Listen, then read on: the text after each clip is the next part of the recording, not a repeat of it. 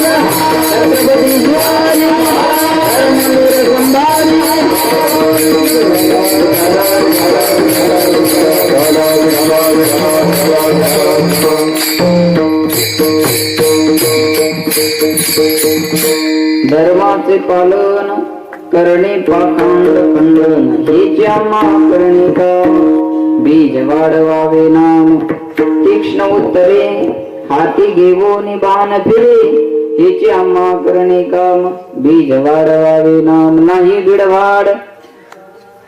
बिडभाड तुका म्हणे साना थोर हेचे आम्हा करणे काम बीज वाढवावे नाम समचरण सरोजम सांद्र नीलांबुदाभम जगननीत पाणिं मंडनं मंडनानां तरुण तुलसीमालां कंदरं कंजनेत्रं सदैवलहासं विठ्ठलं चिन्तयामि पांडुरंगा करो प्रथम पांडुरंगा करो प्रथम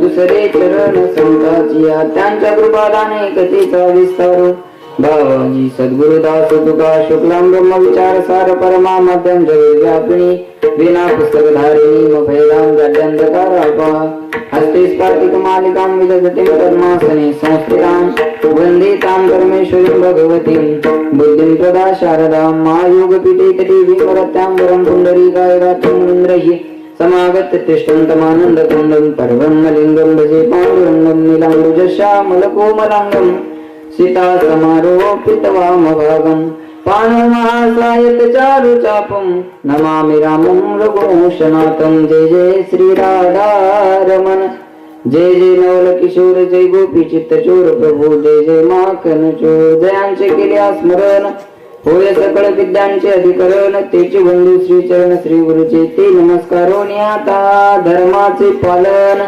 करणे पाखंड खंडन हेचे आम्हा करणे काम बीज वाढवावे नाम प्रस्तुत प्राप्त प्रसंगी प्राप्त स्थळी चिंतन रूपी सेवेकरता निवडलेला अभंग याचे यावत भूतलावर जन्माला आलेल्या जडजीवाचा उद्धार करण्याकरता आपला ते अखंड जिजवणारे वितराग संपन्न पंचमी निर्माते महाराष्ट्र भूषण देहू निवासी जगद्गुरु जगद्वंदनीय नवे नवे सकल कंठभूषित असणारे छत्रपती शिवराय यांचे श्री गुरु तुकाराम महाराज यांचा उत्कृष्ट असा 4 चरणाचा महापुरुषांच्या संतांच्या अवतार कार्याबद्दल महत्व सांगणारा अभंग आपण सेवेकरता निवडलेला आहे.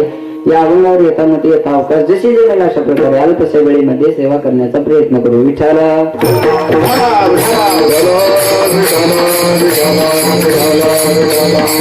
सेवेपूर्वी दीर्घसा परिहार द्यायचा तो म्हणजे असा. बऱ्याच ठिकाणी मी अल्पसा परिहार म्हणत असतो, बऱ्याचशा ठिकाणी परिहारच देत नसतो. जिथं दोरीन माईक बांधलेला असतो तिथं परिहारच देत नसतो. जिथं थोडंफार असतं तिथं अल्पसा परिहार. पण याला अल्पसा परिहार म्हणता येणार नाही, याला दीर्घसा परिहार देणं गरजेचं आहे.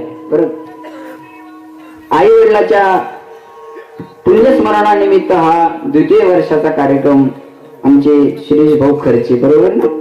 खर्चे खरंच तुम्ही खर्च व्यवस्थित कामात चालवले आहे बरं का. त्यांच्या आडनावाला शोभल असं कार्य ते करत आहेत. नाही तर काय काय काही जे आडनाव असतात मला ते सांगायचं नाही. आणि असं क्वचित घडतं बरं का. आई वडिलाची तेरवी न करणारे भरपूर मी पाहिले. काही 2च दिवसात कार्यक्रम उरकून घेतात. म्हणतात कसलं आलं विटाळन, कसलं आलं काय, 2-5 दिवसात उरकून घ्यायचं, मेलं की गेलं असं म्हणतात. पण खरी तुम्हाला आई वडिलाची किंमत कळाली असावं असं मी म्हणतो. आणि एवढंच नाही, तुमचे हे गावच पुण्यवान असावं म्हणतो. कारण या पॉम्पलेट वर इथं जर तुम्ही उभी राहिलेली बसलेली जर मंडळी पाहिली तर हे सामान्य व्यक्ती नाहीत. मला वारकरी संप्रदायामध्ये ज्यांचं नाव अग्रेसर आहे असे सत्पुरुष तुम्ही इथे जमा केलेले आहेत. हे साधू संत तुमच्या गावात येणं म्हणजे तुमच्या गावाचं भाग्य समजावं. कारण साधूची भेटी होण्याकरता, संताची भेटी होण्याकरता किती जन्माचं भाग्य लागतं. भागवत तुम्ही ऐकतात, भागवतातला श्लोक तुम्हाला मी सांगेल. भाग्योदयेन बहुजन्म समर्जितेन सतसंग मंच लभते पुरुषो यदावय अज्ञान हेतुकृत मोहदांधकार नाशम विदाय तदोदयते विवेकः. मला माहिती तुम्हाला ऐकाय बरं वाटलं पण याच्यातलं काही कळलं नाही. अनंत जन्माच्या भाग्याचा ज्या वेळेस उदय होतो त्यावेळेस साधूची संगती होत असते. बहु अवघड आहे संगती. महाराज नरदेह मिळणं दुर्लभ आहे, मोक्ष मिळणं दुर्लभ आहे, पण त्याच्यापेक्षाही साधूची भीती होणं अत्यंत दुर्लभ आहे. दुर्लभम त्रयमे येत देवानुग्रह हेतुकम मनुष्यत्व मुमुक्षुत्व महापुरुष संश्रय. हा म्हणून महापुरुषांचा संश्रय होणं, त्यांची संगती होणं हे कित्येक तरी जन्माचं भाग्य आहे. 9 वाजलेले आहेत, जास्त वेळ कीर्तन करणार नाही मी आज. फक्त आपल्याला 4 वाजेपर्यंत कीर्तन करायचे, चालेल ना? नाही, एवढा वेळ करणार नाही. मला माहिती आहे कीर्तन 4 वाजेपर्यंत केलं तरी आपल्यात काही बदल होणार नाही, आणि तासभर केलं तरी काही बदल होणार नाही. तुमचा अमूल्य वेळ मी खर्च करणार नाही. 1च तास कीर्तन करायचं आपल्याला. मर्यादित 1 तास उरलेला आहे. 1 तास तुम्हाला बरं वाटेल, 1 तास तुम्हाला बसा वाटेल, किंवा 1 तास तुमचं मनोरंजन होईल, किंवा कीर्तन 1 तास बरं वाटलं पाहिजे. 1 तास कीर्तन बरं वाटलं पाहिजे असं करायचं नाही. 1 तासात आपलं काहीतरी बरं होऊन जाईल असं करायचंय. विठाला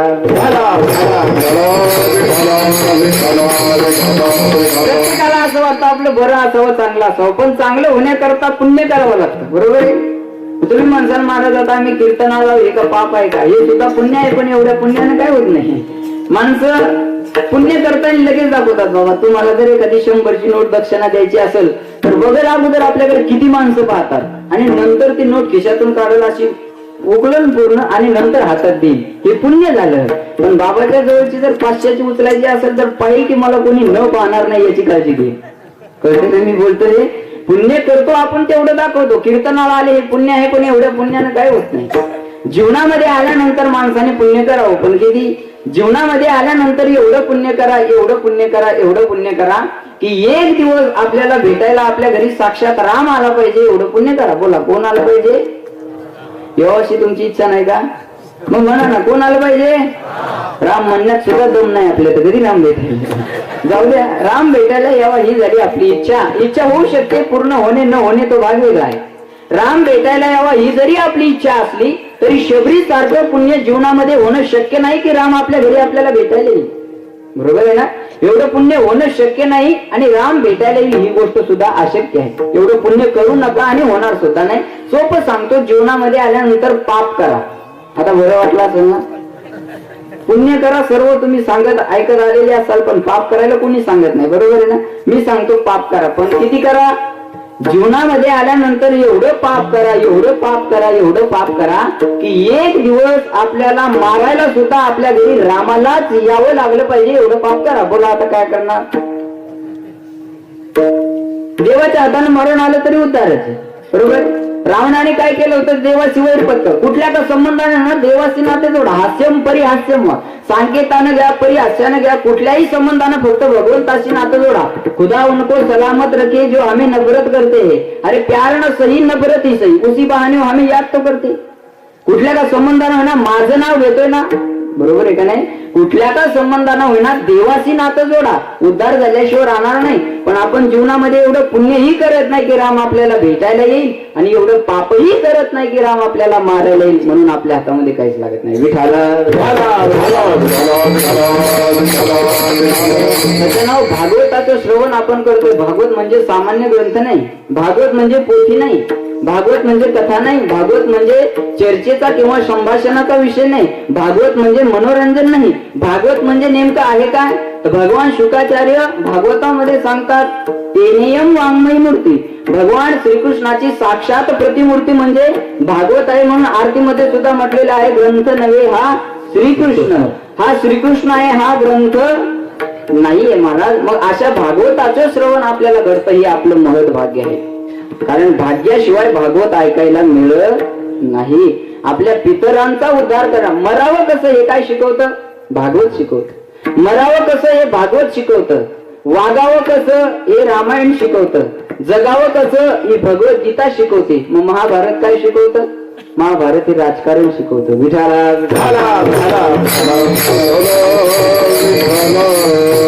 निवडलेला अभंग तुकोबा राहायचा आहे. अभंगाचा प्रतिपाद्य विषय असा आहे, साधू संत या भूतलावर अवतार कशासाठी घेतात? तर त्याचं उत्तर आहे, धर्माचं पालन आणि पाखंडाचं खंडन करण्यासाठी. धर्माचे पालन करणे, पाखंड खंडन हेच कार्य करण्याकरता त्यांचा अवतार आहे. आणि पुढचं एक धर्माचं काम आहे ते म्हणजे नामाचं बीज वाढवणे. नामाचं बीज वाढवणं हा सुद्धा धर्म आहे. हेची आम्हा करणे काम बीज वाढवावे नाम. हे नामाचं बीज वाढवत असताना धर्माचं पालन करत असताना, पाखंडाचं खंडन करत असताना महाराज म्हणतात, जर आम्हाला कोणाला तीक्ष्ण शब्दात, कटू शब्दात सांगायचं काम पडलं तरी आम्ही सांगू. तीक्ष्ण उत्तरे हाती घेऊन बाण फिरे. आम्ही तीक्ष्ण रूपी बाण घेऊन फिरू, पण ते कोणते बाण? आम्हा घरी धन शब्दाचीच शब्द रूपी बाण घेऊन आम्ही फिरू आणि धर्मांतरण व्हावं, पाखंडाचं खंडन व्हावं, नामाचं बीज वाढावं, या करता आमच्या हाती जे तीक्ष्ण बाण आहेत ते आम्ही कुणाला सुद्धा मारू, त्याच्यात कुणाचीही भिडवाड पाहणार नाही भिडवाड तुका म्हणे. कारण हेच कार्य करण्याकरता आमचा अवतार आहे. अभंगाचा सरळ भावार्थ विठाला.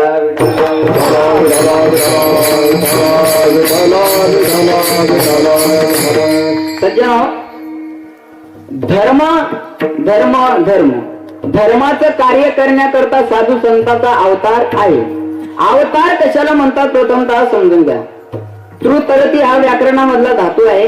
तृतरती म्हणजे तरुण जाणे, त्याला अव हा उपसर्ग लागला. अवतरती म्हणजे खाली. साधू संत भगवंत खाली येतात. खाली येतात म्हणजे आहे त्या स्थितीपासून पदच्युत होणे, तिथून खाली येणे, याला खाली येणं म्हणतात. मग ते खाली येतात म्हणजे अवतरती. अवतरती म्हणजे खाली येणे. खाली येतात ते धर्माचं पालन करण्यासाठी आणि पाखंडाचं खंडन करण्यासाठी. भगवंत केव्हा अवतार घेतात तर भगवंत स्वतः गीतेमध्ये सांगतात, यदा यदा हि धर्मस्य ग्लानिर्भवति भारत अभ्युत्थानम धर्मस्य तदात्मानं सृजाम्यहम्. यदा यदा म्हणजे जेव्हा जेव्हा धर्मस्य म्हणजे धर्माची ग्लानी होते, हानी होते, त्या वेळेस भगवंत मी म्हणतात अवतार घेतो. आणि अवतार घेऊन काय करतो तर परित्राणाय साधूनाम विनाशाय च दुष्कृताम धर्म संस्थापनार्थाय संभवामी युगे युगे. धर्माची स्थापना करण्याकरता भगवंत अवतार घेतात असं भगवंत स्वतः गीतेमध्ये सांगतात. आणि तुकाराम महाराजाच्या गाथ्याचा जर आपण विचार केला तर गाथ्यामध्ये एक प्रमाण आहे. भगवंत कशासाठी अवतार घेतात? धर्म रक्षावया अवतार घेसी आपुल्या पालिसी भक्तजना. तुकाराम महाराज सांगतात की भगवंत धर्माचं रक्षण करण्याकरता अवतार घेतात आणि भगवंत स्वतः गीतेमध्ये सांगतात की भगवंत स्थापनेकरता अवतार घेतात. मग नेमकं खरं काय? स्थापना खरं का रक्षण खरं? जाणकार लोकांना असा प्रश्न पडेल की भगवंत स्वतः गीतेमध्ये आपल्या मुखातून सांगतात की स्थापनार्थाय आणि तुकाराम महाराज सांगतात रक्षणार्थाय. मग खरं कुठलं? तर दोन्ही खरं आहे. स्थापना या शब्दामध्ये रक्षण सुद्धा आलं, धर्माची वृद्धी सुद्धा आली आणि स्थापना सुद्धा आली. हे तीन अर्थ आहेत. आईने मुलाला जन्म दिला म्हणजे आईला असं सांगावं लागत नाही की तुला या मुलाचा सांभाळ करायचा आहे. भगवंताने धर्माची स्थापना केली म्हणजे त्याला असं सांगावं लागणार नाही की तुला याचं रक्षण करायचंय. मग तुकोबाराय म्हणतात ते सुद्धा बरोबर आहे आणि हे सुद्धा बरोबर आहे. ज्या ज्या वेळेस या भूतलावर अधर्म वाढतो त्या वेळेस भगवंत म्हणतात मी अवतार घेतो. अधर्म वाढल्यावर भगवंत अवतार घेतात. आहे तुका म्हणे धर्म संस्थापने केला नारायणे अवतार. तुकाराम महाराज म्हणतात अवतार घेतात पण धर्माची ज्या वेळेस ग्लानी होते, हानी होते त्यावेळेस. सज्जनो, माणूस ज्या ज्या वेळेस अधर्माने वागतो त्या वेळेस माणसाला दुःख भोगावं लागतं. माणूस अधर्माने वागला म्हणजे दुःख निश्चित आहे. सुनामी सारख्या लाटा कशामुळे होतात? अधर्म वाढल्यामुळं. काळूबाईच्या डोंगरावर होणारा गॅसचा स्फोट कशामुळं? अधर्म वाढल्यामुळं. किल्लारी सारखा भूकंप कशामुळं? अधर्म वाढल्यामुळं. अतिवृष्टी अनावृष्टी कशामुळं? अधर्म वाढल्यामुळं. काही दिवसापूर्वी गाजलेला महत्वाचा आदर्श घोटाळा कशामुळं? अधर्म वाढल्यामुळं. बरोबर आहे ना? नाही लक्षात आलं का? ज्यांना कळलं त्यांना धन्यवाद. बरं का? जसे दिवस असतात उन्हाळ्याचे, हिवाळ्याचे, पावसाळ्याचे, सध्या कोणते दिवस चालू आहेत? उन्हाळ्याचे नाही, सध्या उन्हाळ्याचे दिवस चालू नाही, सध्या घोटाळे उघडकीस येण्याचे दिवस सुरू आहेत. जे रोज एक एक प्रकरण आपल्याला टीव्हीला पाहायला मिळतं. हे कशाचं फळ आहे? हे अधर्माचं फळ आहे. जे कर्म आपण अगोदर केलं त्याचं फळ आहे. महाराज मला तर वाटतं पंतप्रधानाची आरती करायला पाहिजे. आरती पंतप्रधानाची धन्य घोटाळा प्रकरणाची. एवढे घोटाळा प्रकरण व्हायला लागले का? अधर्माचं फळ आहे. ज्या ज्या वेळेस अधर्माने वागाल त्या वेळेस दुःख निश्चित होणार. म्हणून माणसाने धर्माचरण करावं. महाराज जसे राजे असले तशी प्रजा राहत असते. यद्यदा चरती श्रेष्ठ तत् देवे सर्वजना. करत असताना माणसाने चांगलं कर्म करावं. घराचा करता चांगला असला तर घर चांगलं असतं, गावाचा करता चांगला असला तर गाव चांगलं राहतं, राज्याचा करता चांगला असला तर राज्य चांगलं राहतं, देशाचा करता चांगला असला तर देश चांगला राहतो. यथा राजा तथा प्रजा. मग आपल्या राजाने कोट्यावधीचे घोटाळे करणं लावले, मग आपल्याला वाटतं आपण कापसात पाणी टाकलं म्हणजे काय मोठी गोष्ट आहे, घोटाळाच आहे ना. रक्षकच जर भक्षक झाले तर समाज सुधरवायचा कोणी, हा मोठा प्रश्न आहे. एखाद्या घरात मुंग्या झाल्या म्हणून मेडिकलवर गेलं, जाणकार लोकांना माझं बोलणं कळेल. मेडिकलवर गेला आणि मुंग्या मारायची पावडर घेऊन आला, घरी आला, पावडरची पुडी खोलली आणि परत मेडिकलवर गेला. अहो मेडिकलवाले म्हणे ही पावडर बदलून द्या. मेडिकलवाला म्हणे काय झालं, अहो म्हणे पावडरातच मुंग्या झाल्या. कायला रेंज आली, काही आउट ऑफ कव्हरेज तुला कळलं, कायला नाही. पावडरात मुंग्या मारायच्या, पावडरातच जर मुंग्या झाल्या तर मुंग्या मारायच्या कशाने, हा मोठा प्रश्न आहे.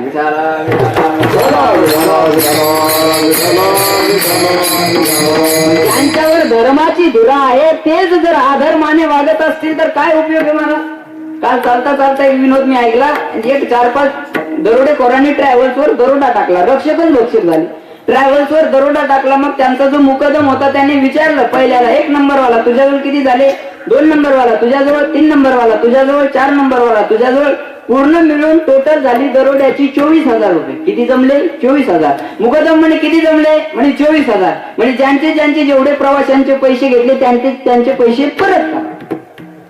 आता हे पैसे परत करायला लागले. त्यावेळेस ट्रॅव्हल्स मधल्या एका प्रवाशांनी विचारलं, म्हणे का हो तुम्ही एवढा खटाटोप केला, तोंडाला बांधून आले, तलवारी घेऊन आले, बंदुका घेऊन आले, एवढी मोठी ट्रॅव्हल्स अडवली, एवढा मोठा दरोडा टाकला, जीवावर खेळून 24,000 रुपये फुकटचे जमले तरी तुम्ही परत का करता. तो मुकदम म्हणे तुला कळणार नाही, सौदा घाट्याचा आहे. म्हणे घाट्याचा सौदा आहे, फुकट 24,000 जमले तरी घाट्याचा सौदा आहे. अरे म्हणे तुझ्या लक्षात येणार नाही, 24,000 रुपये जमले तरी सौदा घाट्याचा आहे. म्हणजे कसं काय घाट्याचा आहे, अरे म्हणले जमले 24,000 आणि एका दरोड्या मागे पोलीस स्टेशनला 30,000 द्यावे लागतात, मग 6,000 का घरून देऊ. रक्षकच जर भक्षक झाले तर समाज सुधरवायचा कोणी, हा मोठा प्रश्न आहे. विठाला म्हणून माणसाने धर्माचरण करावं. धर्म धर्म धर्म म्हणजे नेमकं काय महाराज, माणूस आधर्माने वागला म्हणजे त्याचं फळ निश्चित दुःखामध्ये आहे. मग आधर्म म्हणजे काय, धर्म म्हणजे काय. धर्माचरण करणं म्हणजे पुण्याचरण करणं आणि अधर्म करणं म्हणजे पापाचरण करणं. तुम्ही म्हणसाल महाराज आम्ही पुण्य करत नाही का, आपण पुण्य करतो. माणसं पुण्य करतात, पुण्य करणं सोपं आहे. पुण्य करना आसान है लेकिन पाप का पुरेपूर त्याग करना बहुत कठीण है. पुण्य करणं सोपं आहे पण पाप सोडणं फार अवघड आहे. खरं बोलणं सोपं आहे पण खोटं बोलणं सोडणं फार अवघड आहे. मग खोटं बोललं म्हणजे अधर्म झाला. जसं कर्म आपण कराल त्याचं फळ आपल्याला भोगावा लागतं. केले कर्म झाले, आपल्याला प्रमाण पाठ आहे. प्रभू रामचंद्राला सुद्धा 14 वर्षाचा वनवास भोगावा लागला. भगवान श्रीकृष्णाच्या आई वडिलांना सुद्धा बंदी शाळेमध्ये राहावं लागलं. केवळ कर्म, देवाधिकांना जर कर्म सुटत नसेल तर आपल्याला सुटणार नाही. फक्त एवढंच आहे, काही कर्माचं फळ लगेच भेटल, काही कर्माचं फळ काही कालांतराने भेटल, पण भेटल एवढं निश्चित आहे. म्हणून माणसाने धर्माचरण करावं. मग हे साधू संत अवतार कशासाठी घेतात, कशासाठी अवतार घेतात ते आजच्या अभंगाच्या प्रथम चरणात सांगतात. धर्माचे पाळणा, धर्माचे पाळणा, धर्माचे पाळणा,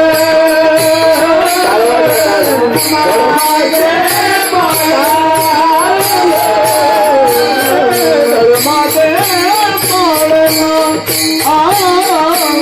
धर्माचे पाळणा,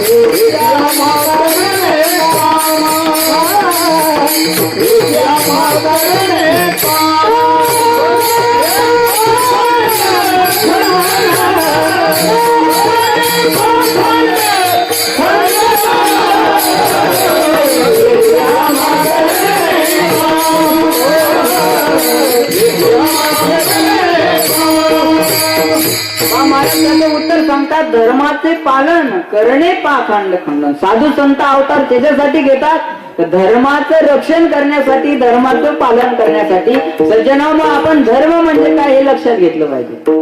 धर्म या शब्दाचा अर्थ काय? शास्त्राने धर्माच्या अनेक व्याख्या केलेल्या आहेत. सामान्य धर्म वेगळा, विशेष धर्म वेगळा, परधर्म वेगळा, परमधर्म वेगळा. सामान्य धर्म हिंदू, मुस्लिम, शीख, ईसाई हा सामान्य धर्म झाला. पण परमधर्म काय?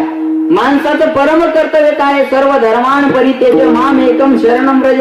त्या प्रभूशी अनन्य भावाने शरण जाणं हा आपला परम धर्म आहे. बरोबर आहे. मग धर्म धारणा धर्म मित्यू धर्मो धारयते प्रजा. ज्यामुळे प्रजेची धारणा होते, प्रजेचं रक्षण होते, तुम्ही आम्ही ज्या आधाराने राहतो त्याला धर्म म्हणतो. मग जो धर्माचं रक्षण करतो, धर्म त्याचं रक्षण करतो. धर्म एव हातो हंती धर्मो रक्षती रक्षितः. जो धर्माचं रक्षण करतो, धर्म त्याचं रक्षण करतो. किंवा जिकडे धर्म असतो तिकडे विजय असतो. येतो धर्म असतो जया. जिकडे धर्म आहे तिकडे विजय आहे. धर्म शब्द जर आपण विचारात घेतला तर धर्म शब्दामध्ये ध्रुव धातू आहे. ध्रुव धारयती म्हणजे धारण करणे. ज्याने ज्याला धारण केलं तो त्याचा काय झाला? धर्म झाला. सोपं आहे. तुम्ही आम्ही सर्वांनी ज्याला धारण केलं तो आपला धर्म झाला. आपल्या सर्वांनी ज्याला धारण केलं तो परमात्म्याचा धर्म झाला. म्हणून म्हणतात धर्माची तू मूर्ती पाप पुण्य का म्हणतात? तर त्याने आपल्या सर्वांना धारण केले आहे. धर्म शब्द जर आपण जिकडे लावला तिकडे धर्म शब्दाचा अर्थ बदलतो. धर्म शब्द शिक्षकाकडे लावा, शिक्षकाचे धर्म वेगळे. धर्म शब्द गुरुकडे लावा, गुरुचे धर्म वेगळे. धर्म शब्द पुरुषाकडे लावा, पुरुषाचे धर्म वेगळे. धर्म शब्द स्त्रीकडे लावा, स्त्रीचे धर्म वेगळे. धर्म शब्द मुलाकडे लावा, मुलाचे धर्म वेगळे. धर्म शब्द महाराजाकडे लावा, महाराजाचे धर्म वेगळे. महाराजाचा धर्म काय? पाकिट न ठरवता जाणे हा सामान्य महाराजांचा धर्म आहे. बरोबर आहे का नाही? आणि लोकांचा धर्म आहे की त्याला जवळून डिझेल टाकण्याची पाळी येऊ नये. हे सुद्धा लोकांचा धर्म सुद्धा करायला पाहिजे. आपण ज्याला धारण केलं, सैनिकाचा धर्म काय? वेगळा. पतीचे धर्म वेगळे, पत्नीचे धर्म वेगळे. सैनिकाचा धर्म आहे महाराज, प्राण गेला तरी चालेल पण सीमेवरून मागे हटायचं नाही, हा सैनिकाचा धर्म आहे. आपण सामान्य धर्मात जन्माला आलेले नाहीये. आपल्या धर्माचा जर विचार केला महाराज, आज आपल्या धर्मावर ग्लानी येत आहे. तुम्ही काही जणांनी ऐकलं असेल, काही जणांनी ऐकलं नसेल. तर हैदराबादला ओवसीने ते भाषण केलेलं आहे. अरे त्याने एवढं सांगितलं, 15 मिनिटं राज्यातली पोलीस बाजूला करा, लाखोंनी जर हिंदू नाही कापून टाकले तर मुसलमानाची अवलाद नाही. आज हे बोलायला लागले, उद्या आपल्याला कापायला सुद्धा देणार नाही. आणि याच्यात पूर्णतः चूक आहे राजकारणी लोकांची. थोड्या मतासाने यांनी आपल्या डोक्यावर घेतलं. अरे त्याने तर असं वर्तन केलं, असं सांगितलं की राम आखिर कहाँ पैदा हुए. कोई कहता है राम हरियाणा में कौशल्यापुरम में पैदा हुए, कोई कहता है अयोध्या में हुए, कोई कहता है यहाँ हुए. तो आखिर राम की माँ कहाँ गई थी. आज आपल्या धर्मावर गाणी येत आहे तरी आपण झोपलेले आहोत. आपल्याला आपल्या धर्माबद्दल स्वाभिमान नाही.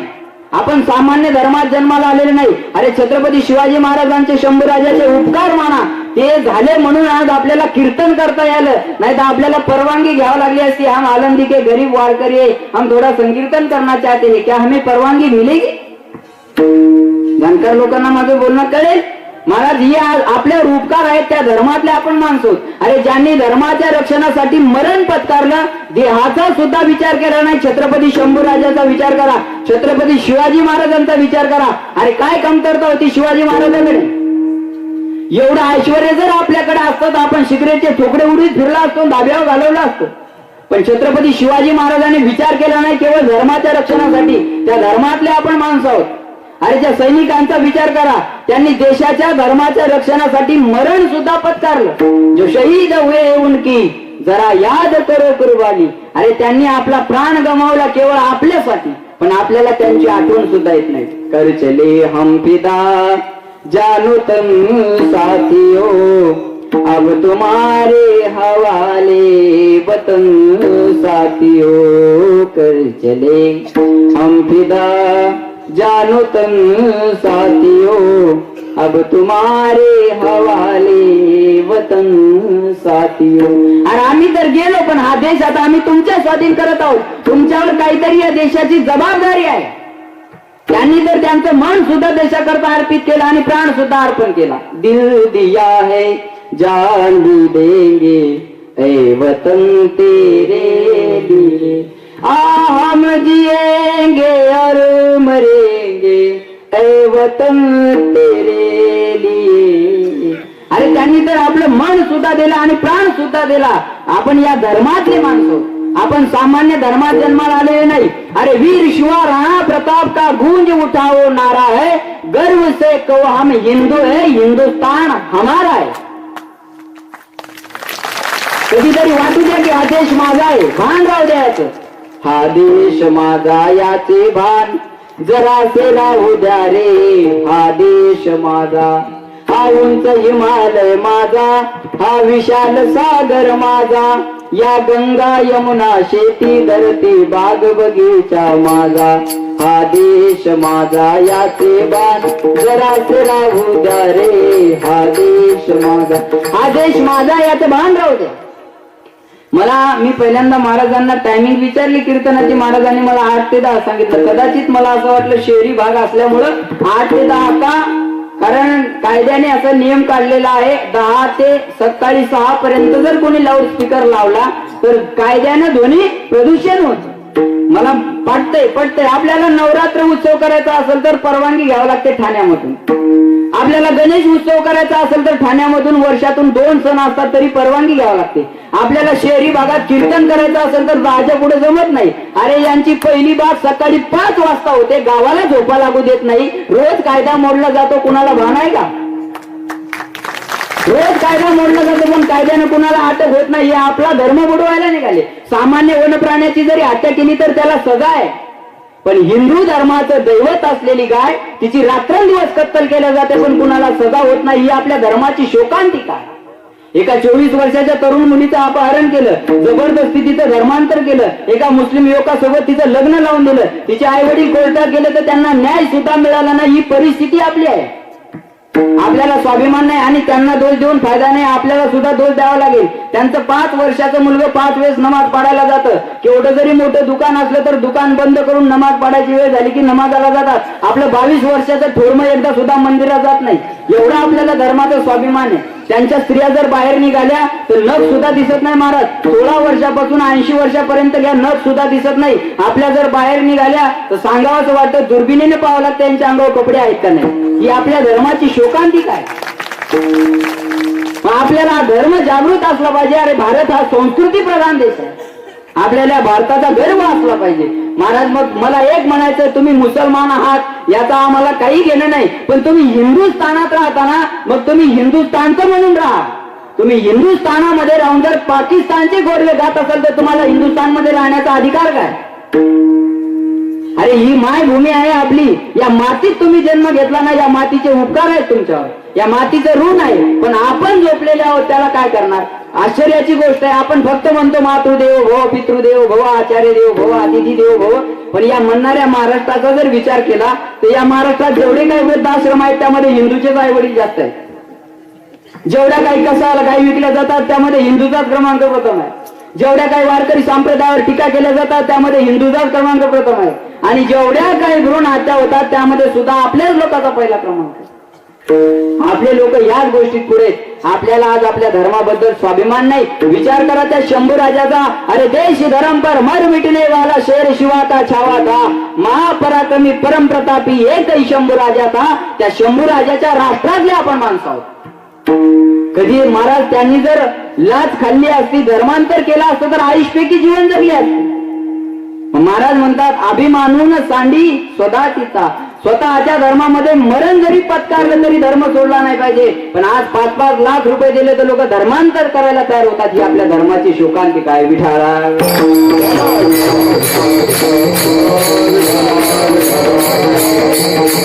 एक वेळचा प्रसंग आहे. सकाळच्या कोवळ्या उन्हामध्ये जिजामाता राजगडावर उभ्या होत्या आणि समोर असणारा कोंढाणा किल्ला जिजामातेने पाहिला आणि त्या कोंढाणा किल्ल्यावर हिरवं निशाण फडकतंय. ही जिजामातेला पावलं नाही. 2 दिवस अन्नाचा कण सुद्धा जिजामातेने खाल्ला नाही. शिवाजी महाराज फेरफटक्यासाठी गेलेले होते. शिवाजी महाराज गडावर पोहोचल्यानंतर आई साहेबाला विचारलं, आई साहेब 2 दिवस झाले तुम्ही अन्नाचा कण खाल्ला नाही, असं कुठलं संकट तुमच्यावर आलं? कुठल्या दासीने तुमचा अपमान केला का? कुठल्या सेवकाने तुमचा अपमान केला? सांगा, त्याला मृत्यूदंडाची शिक्षा दे. जिजामाता म्हणतात, शिवा कुठल्या दासीने माझा अपमान केला नाही, कुठल्या सेवकाने सुद्धा माझा अपमान केला नाही. अरे ते बघ समोर असणारे हिरवं निशाण, ते हिरवं निशाण माझ्या डोळ्यात चलतंय. तू काय कर, हा कोंढाणा किल्ला एवढा काबीज कर. शिवाजी महाराज 2 पाऊल मागे सरले. कोंढाणा घेणं म्हणजे काही सोपी गोष्ट नव्हती. शिवाजी महाराजाला माहित होतं आता जर मोगला सोबत आपण वैर पत्कारलं तर आपली ताकद खर्च करून काही उपयोग होणार नाही. म्हणून शिवाजी महाराज बोलत नाहीत. जिजामातेला राहवलं नाही. जिजामाता म्हणता शुभा बोलत का नाही. त्या औरंगजेबाने उत्तर प्रदेशामध्ये धुमाकूळ माजवला. अरे हिंदूचे मंदिरं पाडतोय, जबरदस्ती हिंदूचं धर्मांतर करतोय. अरे त्याने काशी विश्वेश्वराचं काशीतलं मंदिर सुद्धा पाडून टाकलं. अरे त्याने मथुरेमधलं केशवराजाचं मंदिर सुद्धा पाडून टाकलं. आणि या गडावर तो उदयभान राठोड त्या कमल कुमारीला घेऊन इथं तिच्यावर अत्याचार करत आहे, तरी सुद्धा तू शांत आहेस. महाराजांनी हे ऐकल्याबरोबर आईसाहेबांना म्हणतात, आईसाहेब घाबरू नका. येत्या माघ वद्य नवमीच्या दिवशी आम्ही जातीने गडावर स्वारी करू आणि नवमीच्या दिवशी गड ताब्यात घेऊ, असं वचन आईसाहेबाला दिलं. तेवढ्यात काय झालं, उंबरठ गावावरून एक मावळा आला. त्याचं नाव तानाजी मालुसरे. महाराजांच्या हातात पत्रिका होती. आमच्या येथे श्री कृपे करून आमचे चिरंजीव रायबा यांचा विवाह सोहळा आहे, तर या शुभमंगल प्रसंगावर सहकुटुंब सहपरिवार वधूवरास आशीर्वाद द्यावे. कळावे आपल्या भगव्या झेंड्याचा शिपाई तानाजी मालुसरे.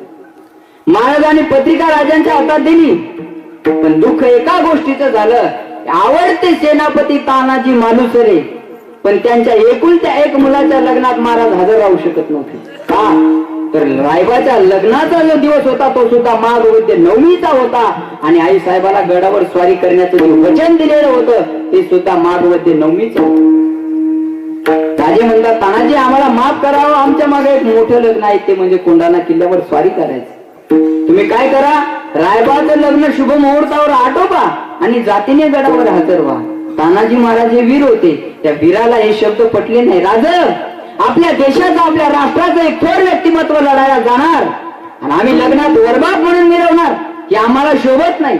निर्णय बदलला. आधी लगीन कोंढाणा. महाराजांनी सेनापतीचं नेतृत्व तानाजी मालुसरेंना दिलं.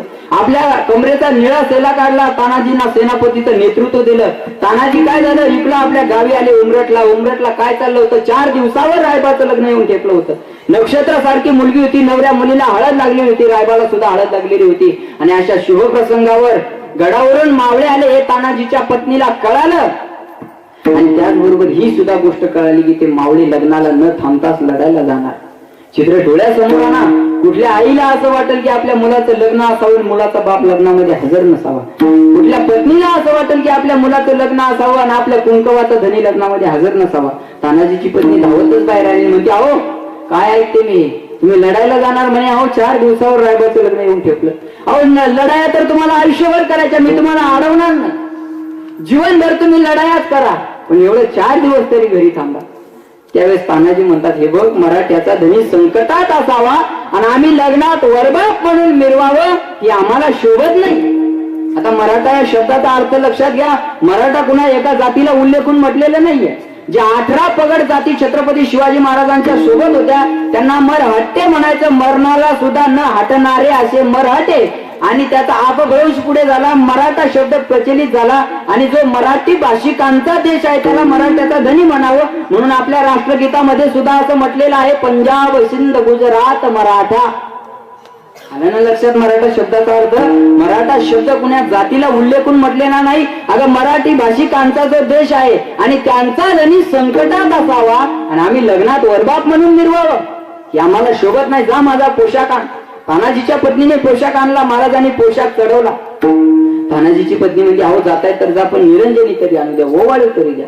ओवाळत असताना काय झालं, महाराज हातातलं ताट जमिनीवर कोसळलं. निरंजनी भिजली. निरंजनी भिजणं म्हणजे आपल्या हिंदू धर्मामध्ये अपशकुन मानला जातो. पण कर्तबगार माणसं या अपशकुनाला घाबरत नसतात. तानाजीची पत्नी म्हणते, अहो जाऊ नका, हातातलं ताट जमिनीवर कोसळलं, निरंजनी भिजली, आता तरी जायचं, थांबा. तानाजी म्हणतात, हे बघ बायाच्या जातीला अक्कल नसते म्हणतात, यात काय खोटं नाही. अगं निरंजनी विजली म्हणजे आम्ही मेलो आणि निरंजनी राहिली म्हणजे आम्ही जगलो. वीराचं मरण हे चालू ठरलेलं असतं आणि वीराचं मरण हे रणांगणामध्येच शोभा देत असतं. साधू ओळखावा मरणी आणि शूर ओळखावा रणी. साधूला ओळखायचं असेल तर मरणामध्ये साधूचे लक्षण ओळखायला येतात आणि शूराला ओळखायचं असेल तर चुली पुढं लगेच ओळखायला येतात. बरोबर आहे ना. शूरता कुठं चुली पुढे दाखवावी ना. आजकालचे शूर चुली पुढे शूरता दाखवतात. मी विनोदाने सांगत असतो, एकाचं नवीन लग्न झालं, मग बायकोला धाका ठेवायचं म्हणून यांना आजा पंजाची आजची तुटलेली अर्धी तलवार कोपऱ्यात पडलेली होती. बायको चुली पुढे स्वयंपाकाला बसली की याने ती तुटलेली तलवार आणायची आणि तिच्या पुढे फिरवायची. तुला माहित नाही मी खूप मोठा वीर आहे.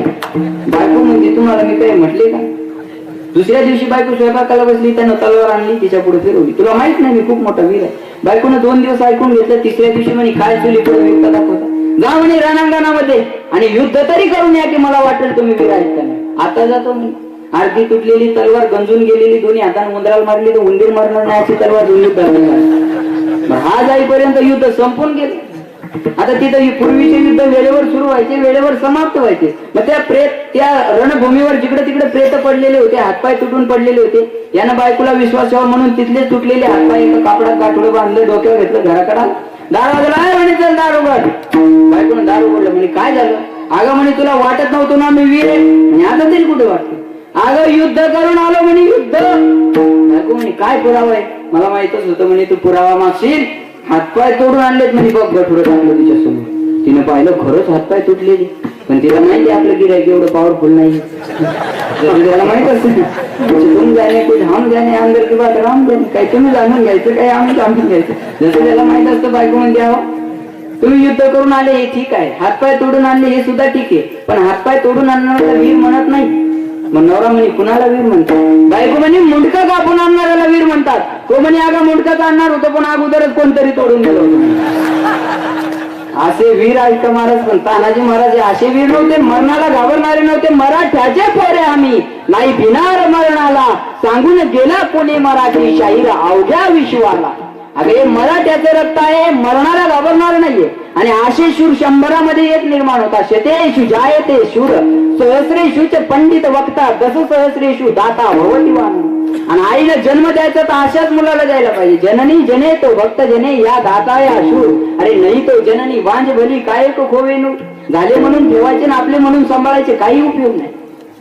एकतर असा दाता असावा, नाहीतर तानाजी सारखा शूर असावा, नाहीतर प्रल्हादासारखा भक्त तरी असावा.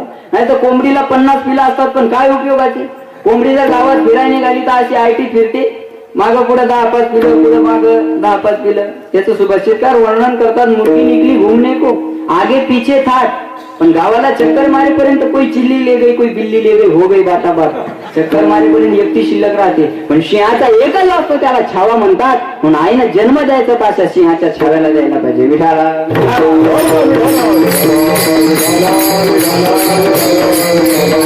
म्हणजे अहो घाबरून आता आपण शकून झाला, आता तरी जायचं थांबा. तानाजी म्हणतात हे बघ तुला एवढीच जर भीती वाटत असेल तर माझ्या हाताने तुझ्या कपाळावरचं कुंकू पोचतो. ज्या वेळेस युद्ध करून येईल ना, जिवंत आलो तर कुंकू लाव. हाताने कपाळावरचं कुंकू पुसला आणि युद्धाला निघाले. त्यावेळेस महाराजांच्या सोबत फक्त सूर्याजी बंधू होते. बऱ्याचशा लोकांनी असं ऐकलेलं आहे की त्यावेळेस शेलार मामा त्यांच्या सोबत होते आणि महाराजांनी गडावर चढण्यासाठी यशवंती नावाच्या घोरपडीचं सहकार्य घेतलं. त्या दोन्ही गोष्टी काल्पनिक आहेत. शेलार मामाही नव्हते आणि यशवंतीही नव्हती. बऱ्याचशा कालानंतर शिवाजी महाराजांच्या नंतर एक तुलसीदास नावाचे शाहीर होऊन गेले. त्या तुलसीदास नावाच्या शाहिरानं शाहिरी बुद्धी आपल्या कल्पनेनुसार या 2 गोष्टी या पात्रामध्ये घातल्या. म्हणून झालं काय, अत्याचार झाला, अन्याय झाला तो कुणावर, सूर्याजी मालुसरेवर.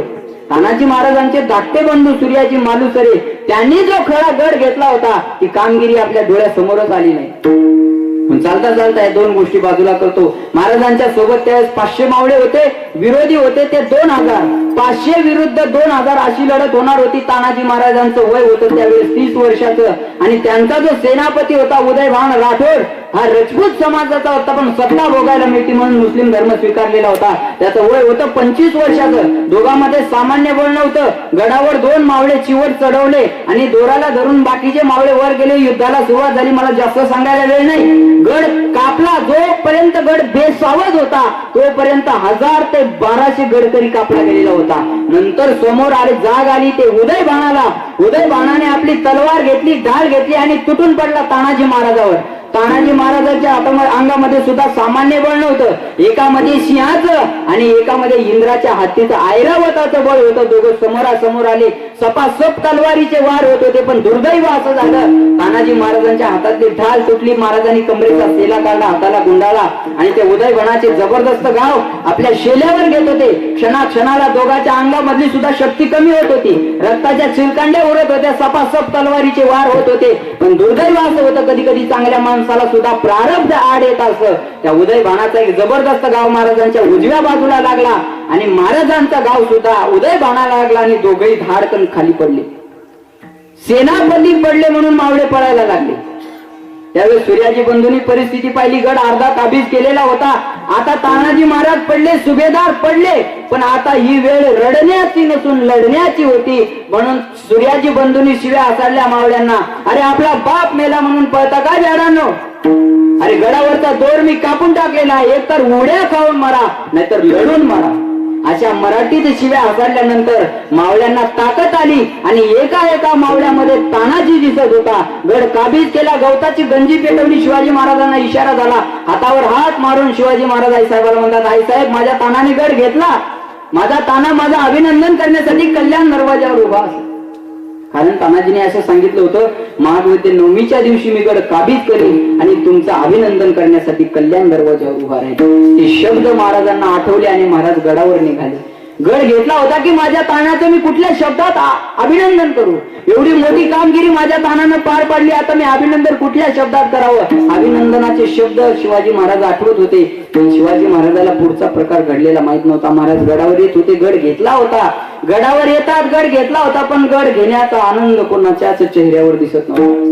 जिकडे तिकडे शांत आणि स्तब्ध वातावरण आहे. एखादी गवताची गंजी बांधावी आणि पिंडी बांधावी आणि तिचा आळा सुटावा आणि ते गवत असं रानानं पळावं अशी स्थिती झालेली होती. किंवा एखादा बंधारा तलाव बांधलेला असावा आणि त्या तलावाचा पाठ फुटावा, बंधारा फुटावा आणि पाणी जिकडे तिकडे पळावा अशी परिस्थिती झालेली होती. ज्या वेळेस ज्ञानेश्वर महाराज समाधी अवस्थेत बसायला चालले होते त्यावेळेस जगाच्या मालकाच्या डोळ्यातून सुद्धा अश्रूच्या धारा वाहत होत्या. तरी हाच योगी देखीला नयनी असं कोणी पाहिलेला नाही अशी परिस्थिती झालेली होती. सर्वांच्या डोळ्यातून अश्रूच्या धारा येत होत्या.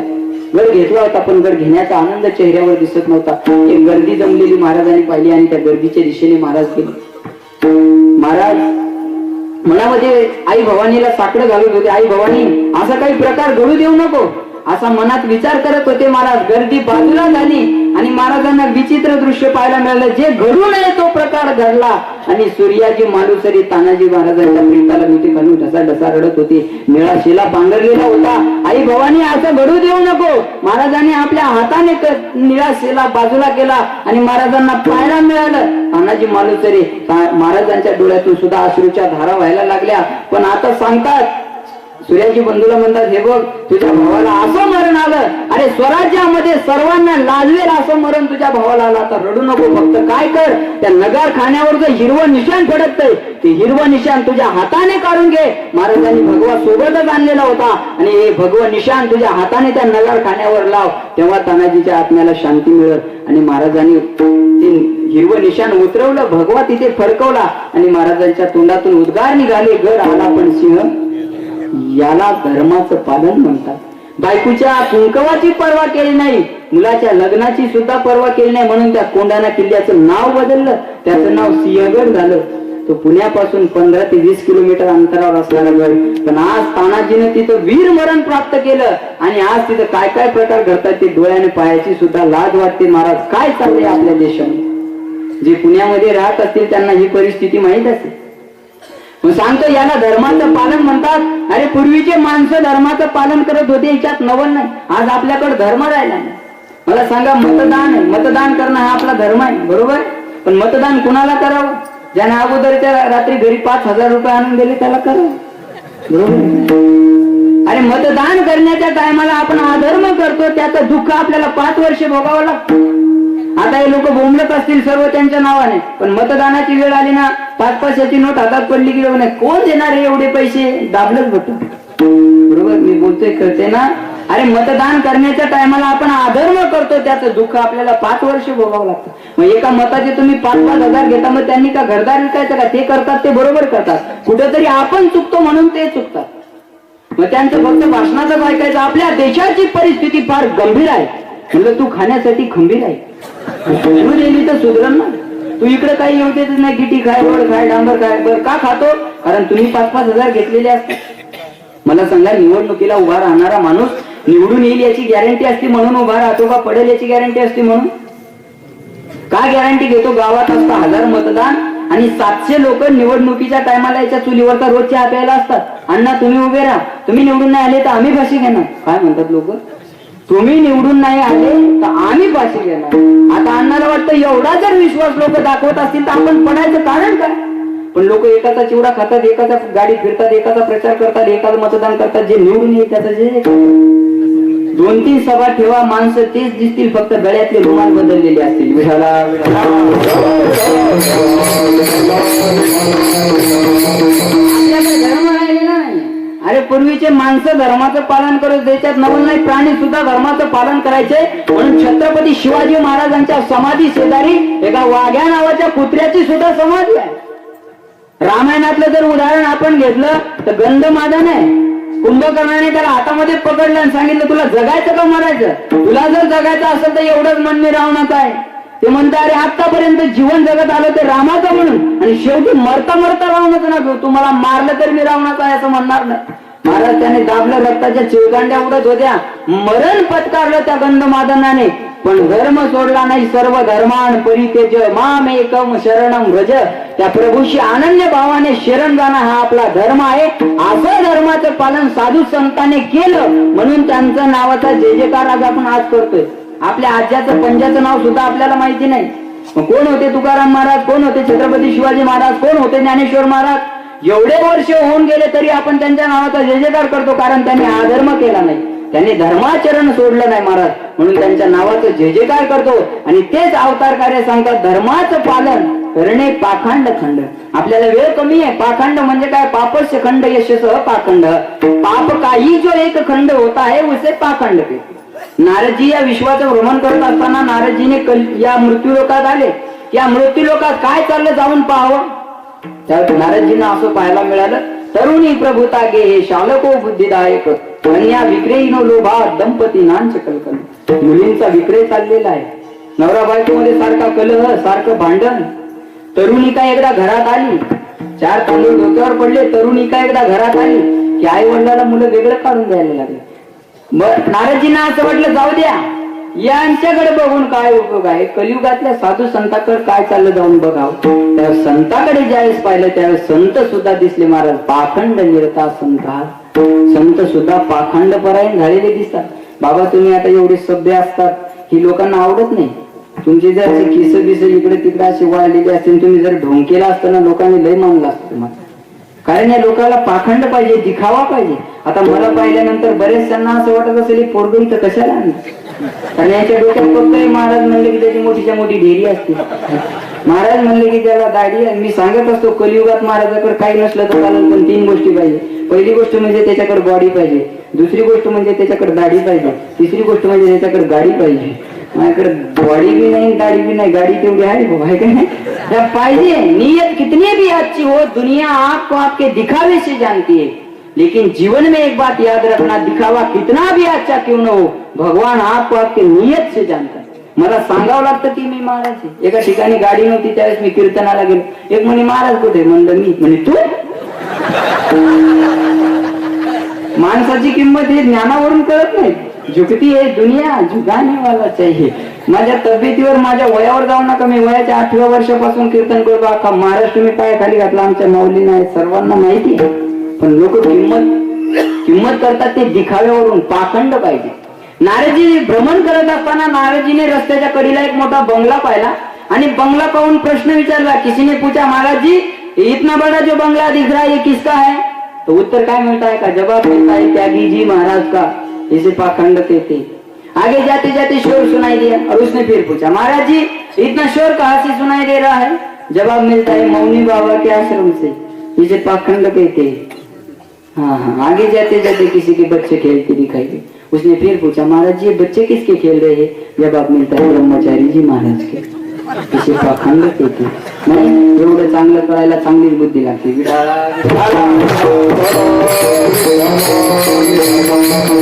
यांना कीर्तन म्हणजे आता इंदुरीकर जर फॉर्म मध्ये आहे तर याच्यावरून ओळखावं लोकांची ऐकण्याची पात्रता काय लेवलची आहे. म्हणून आपल्या ज्ञानाचा सहसा जनतेमध्ये उपयोग करता येत नाही. बाबा मला एकट्याकडे जर आपण पाहिलं तर या सर्व इथं बसलेल्या कुणाला कीर्तन आवडणार नाही. शोकांती काय आपली, जे आपण शिकतो ते आपल्याला समाजात मांडता येत नाही. तुम्हाला जर खरं कीर्तन सांगितलं, आयम आत्मा ब्रह्म सर्वम खर्विदम ब्रह्म प्रज्ञानम ब्रह्म घट पट रज्जू सर्पाकार, हे जर सांगितलं खरं तर किती लोकांना पटलो. लगेच आता डोक्यात तूप पेटू नका की आतापर्यंत सांगितलंय खोटं सांगितलं. नाही तर इकडे सुद्धा डोकं लावतील काही. काय लोकांची अशी एक भावना आहे, अवघड सांगावं तर कळत नाही, सोपं सांगावं तर पटत नाही. ही भूमिका आहे लोकांची. एखाद्याला आता म्हणाल काय गेलो तिथं कीर्तनाला, वाटलं चांगलं सांगाल काही संसारातल्याच गप्पा त्याला आपल्याला कळत नाही. म्हणजे चांगलं जर सांगितलं, वेदांत सांगितलं तर कळत नाही, आणि सोपं सांगितलं तर पटत नाही. यांच्यासाठी एक सोपा मार्ग असतो, मधला मार्ग. एका माणसाने पेपरला अशी जाहिरात दिली होती, जो कोणी व्यक्ती मला नवीन गोष्ट सांगेल त्याला 10,000 रुपये इनाम देईल, जी गोष्ट मला माहित नाही ती.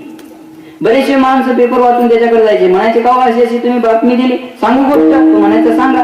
त्यानं गोष्ट सांगायला सुरुवात करायची, यानं गोष्ट ऐकून घ्यायची, आपली गोष्ट ऐकायची, आणि ऐकणं झाल्यावर म्हणायचं झाली, ते म्हणायचं झाली ही गोष्ट, अहो ही माहितच होती, दुसरी सांगा दुसरी.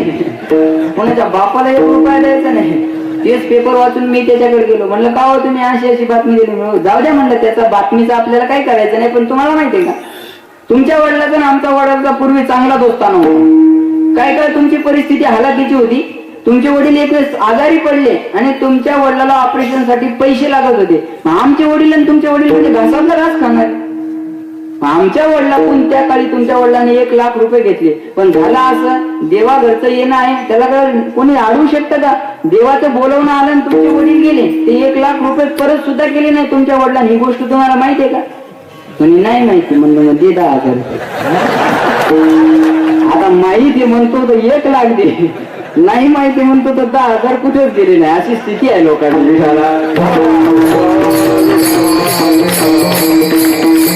पाखंड म्हणतात. पाखंड म्हणजे सोंग. काही गावात कीर्तन नसतो, सप्ताह नाही, केस मोकळे सोडायचे, एखादा हलकेवाला एखादा झांजरीवाला नसू, सुटला माझा पदर बाय मी नव्हते भानात, निलुकेचं वार माझ्या भरंगात.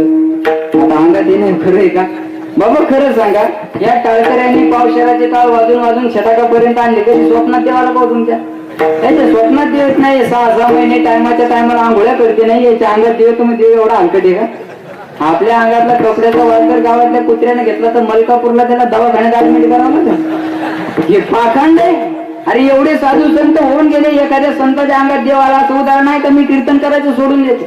आमच्या गावाकडे का माणसाच्या अंगात आलं, त्यानं अंगातली बन्यान काढली, साईडला फेकली, त्या साईडला फेकलेल्या बन्यानीचा वास गावातल्या फिरस्त्या कुत्र्याने घेतला तर 6 महिने कुत्रे ठसकत होत. बन्यानीच्या वासानं कुत्रे जर 6 महिने ठसकतो तर देवाला याच्या अंगात. हे पाखंड आहे. या पाखंडाचं महाराज म्हणतात आम्हाला खंडन करायचं. आपल्या समाजासारखा बावळट समाज नाही. आपले लोक कशावरही विश्वास ठेवतात. आता यांना सांगा सोपान महाराजाच्या पायाला हात लावले आणि पोरगं होतं, पाय तोडून नाही बसलेले. सांगायचं आवड आहे आपल्या लोकांना. म्हणजे हे पाखंड हे महाराज म्हणतात या पाखंडाचं आम्हाला खंडन करायचंय. आणि हे पाखंडाचं खंडन करत असताना आम्हाला दुसरं एक धर्माचं काम करायचं, अभंगाच्या दुसऱ्या चरणात.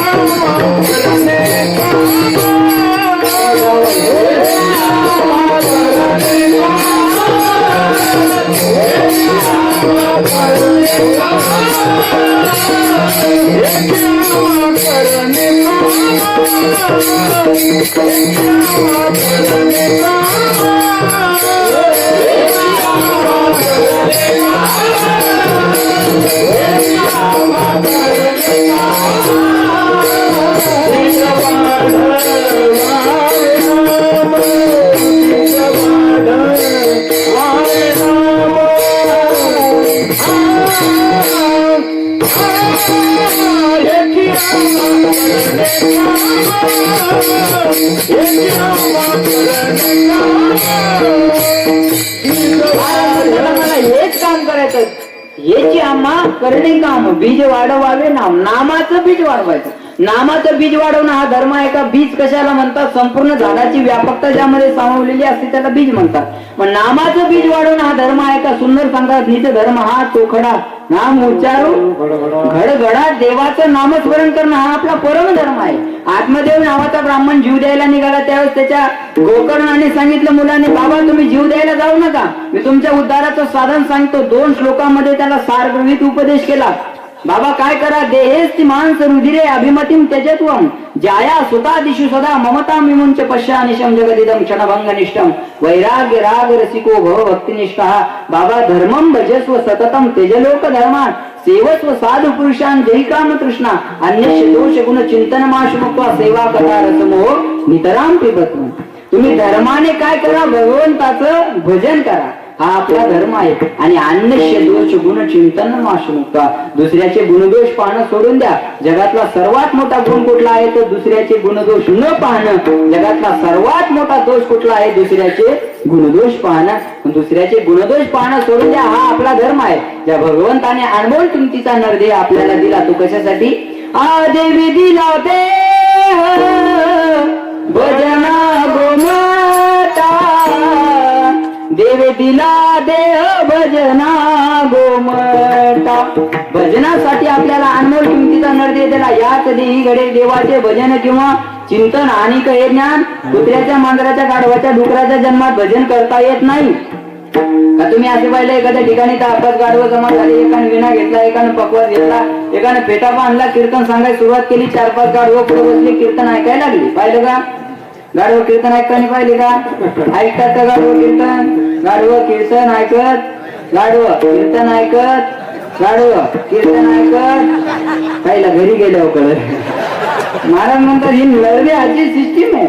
म्हणून हा भगवंताचं भजन करणं हा आपला परम धर्म आहे. म्हणून आपण संप्रदायपूर्वक एकदा काय करू, त्या भगवंताचं भजन करू. जेवढे पुरुष असेल तेवढ्या हात वर करा, फक्त पुरुष. ज्यांना माहिती आहे आपण पुरुष आहे त्यांनी करा, बाबा तुम्ही राहू फक्त पुरुष. ज्याच्या हातात बांगड्या नसेल त्यांनी करा. तुम्ही घर जवळ करा ना. बर का कुले बाबा, परवा माझं कीर्तन होता, एक माणूस माझ्याकडे आला. म्हणजे महाराज कुठं राहत असता तुम्ही? म्हणलं आळंदीला राहतो. म्हणलं शिक्षण किती झालं तुमचं? म्हणलं ग्रॅज्युएशन झालं. म्हणलं आळंदीत कुठं राहता? म्हणलं वडगाव रोडला राहतो. चांगलं कीर्तन करता म्हणे महाराज तुम्ही. नाही तुमचं काय नाही, तुम्ही हातवर राहता. आवडलं म्हणे महाराज कीर्तन आपल्याला, पण एक गोष्ट नाही. म्हणलं काय आवडलं नाही? तुम्ही हातवर करावं तुमचं काय नाही. एक गोष्ट आवडली नाही म्हणे मला. काय आवडलं म्हणे? कीर्तनात हात वर करायचे नका सांगा. म्हणलं का पोझिशन डाऊन होती हो म्हणे. नाही नाही घ्या हात वर. घेतले का? पेपरला फोटो द्यायचा आहे तुमचा, करावं राहू दे 4 वाजेपर्यंत. नाही प्रेमान भजन करावं.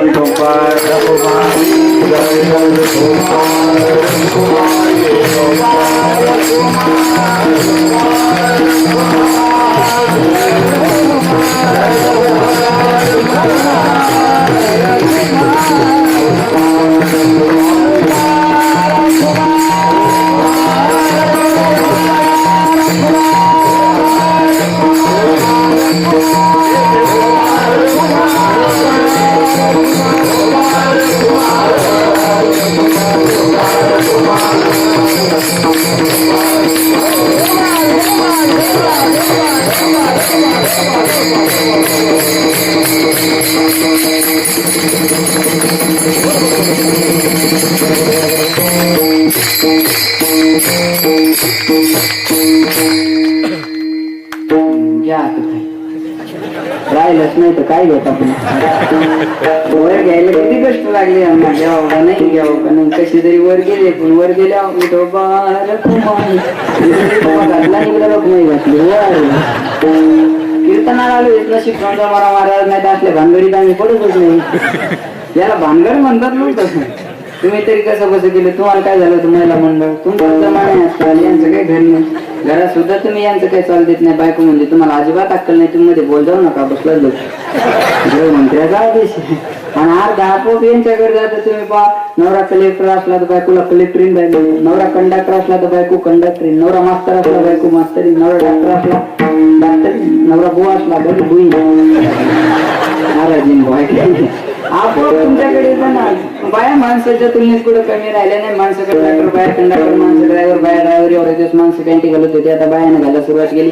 तेवढ्या दिवस माणसाच्या कटिंगीचे दुकान होते, आता बायाच्याही. एवढे दिवस माणसं घरातील नाचत होते, आता बाया नाचायला लागल्या. कटिंगीचे दुकान आहे बायाच्या, काय म्हणतात त्याला? Beauty parlour. ब्युटी. आजी तुम्हाला ब्युटी पार्लर माहिती नाही? नाही विचारते तुम्हाला मी. तुमच्या जमान्यात नव्हतं, तुमचा काही दोष नाही. मी सांगतो, कळत नाही तुम्हाला ब्युटी पार्लर म्हणजे काय? नाही, ब्युटी पार्लर म्हणजे बाया वंड्या करण्याचे ठिकाण.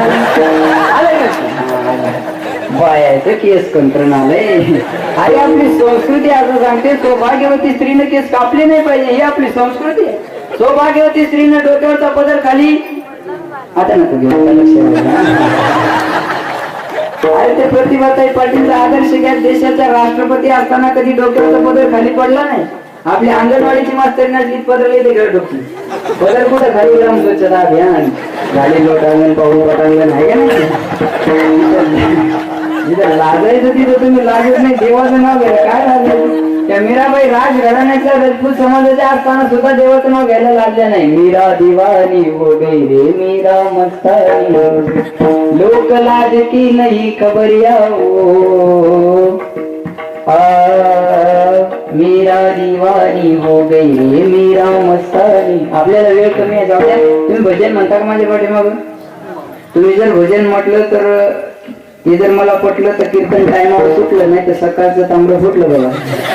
काय करायचं तुम्ही करा. म्हणणार ना, म्हणा फक्त महिला मंडळ. सोपान काका मुक्ताबाई वा नामदेव जनाबाई. थोडं जरा सोपान काका मुक्ताबाई. तुम्ही माझ्या पुढे बसलेले म्हणू नका, पाठीमागचा म्हणा. सोपान काका मुक्ताबाई. जीवताला बघा. जर बाई भांडायला लागली तर आपला भालेराव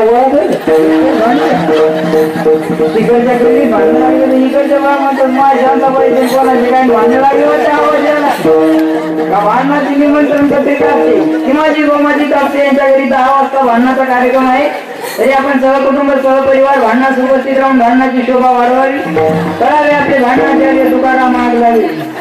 निमंत्रण पत्रिका नसते पण नावच शांताबाई पण भांडणाला दम नाही. जसं मी आमचं सांगितलं, तुम्ही नाव खर्चे बरोबर खर्च लावला पण काय कायचं नाव शांताबाई भांडणाला दम नाही.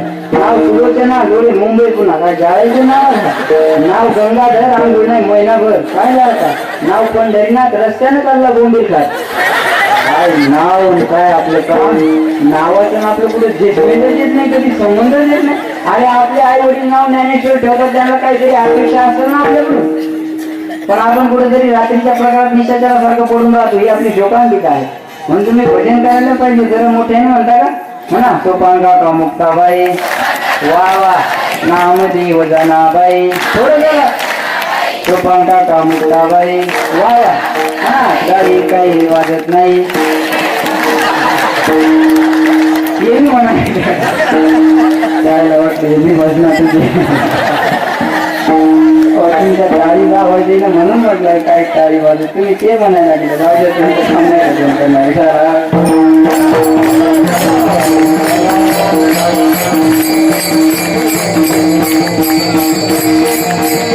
दोन चरणाचा अर्थ आपण पाहिला राहिले. आपले 2 चरण तीक्ष्ण उत्तरी हाती घेऊन बाण फिरे. महाराज म्हणतात आम्ही तीक्ष्ण रूपी बाण घेऊन फिरू. ते शब्दरूपी तीक्ष्ण बाण. तीक्ष्ण बाण कशाला म्हणतात? किती सांगू तरी नायकती भटकीचे पुढे शिंदडीचे किंवा नामा विनमुख सर्पाचे ते वेळ जिव्हार हवे का.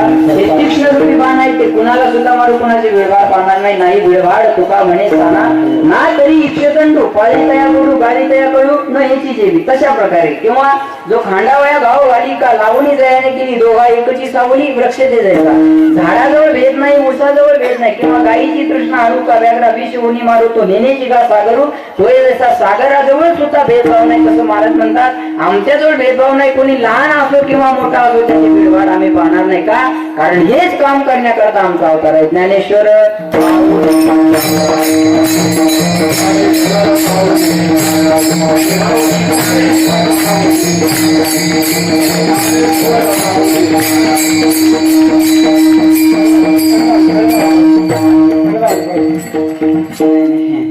फक्त 10 मिनिटं तुमचे घेणार मी. बाबांची इच्छा आहे म्हणून. नाही तर वेळ संपली आहे. बरोबर 10 वाजले. पावसाने भद भद पडावं उघडून जावं. झड लावली तर लोकांना गरमच नाही. झड कळतं तुमच्या सारखा सारखा पाऊस चालू असला की करमतं का?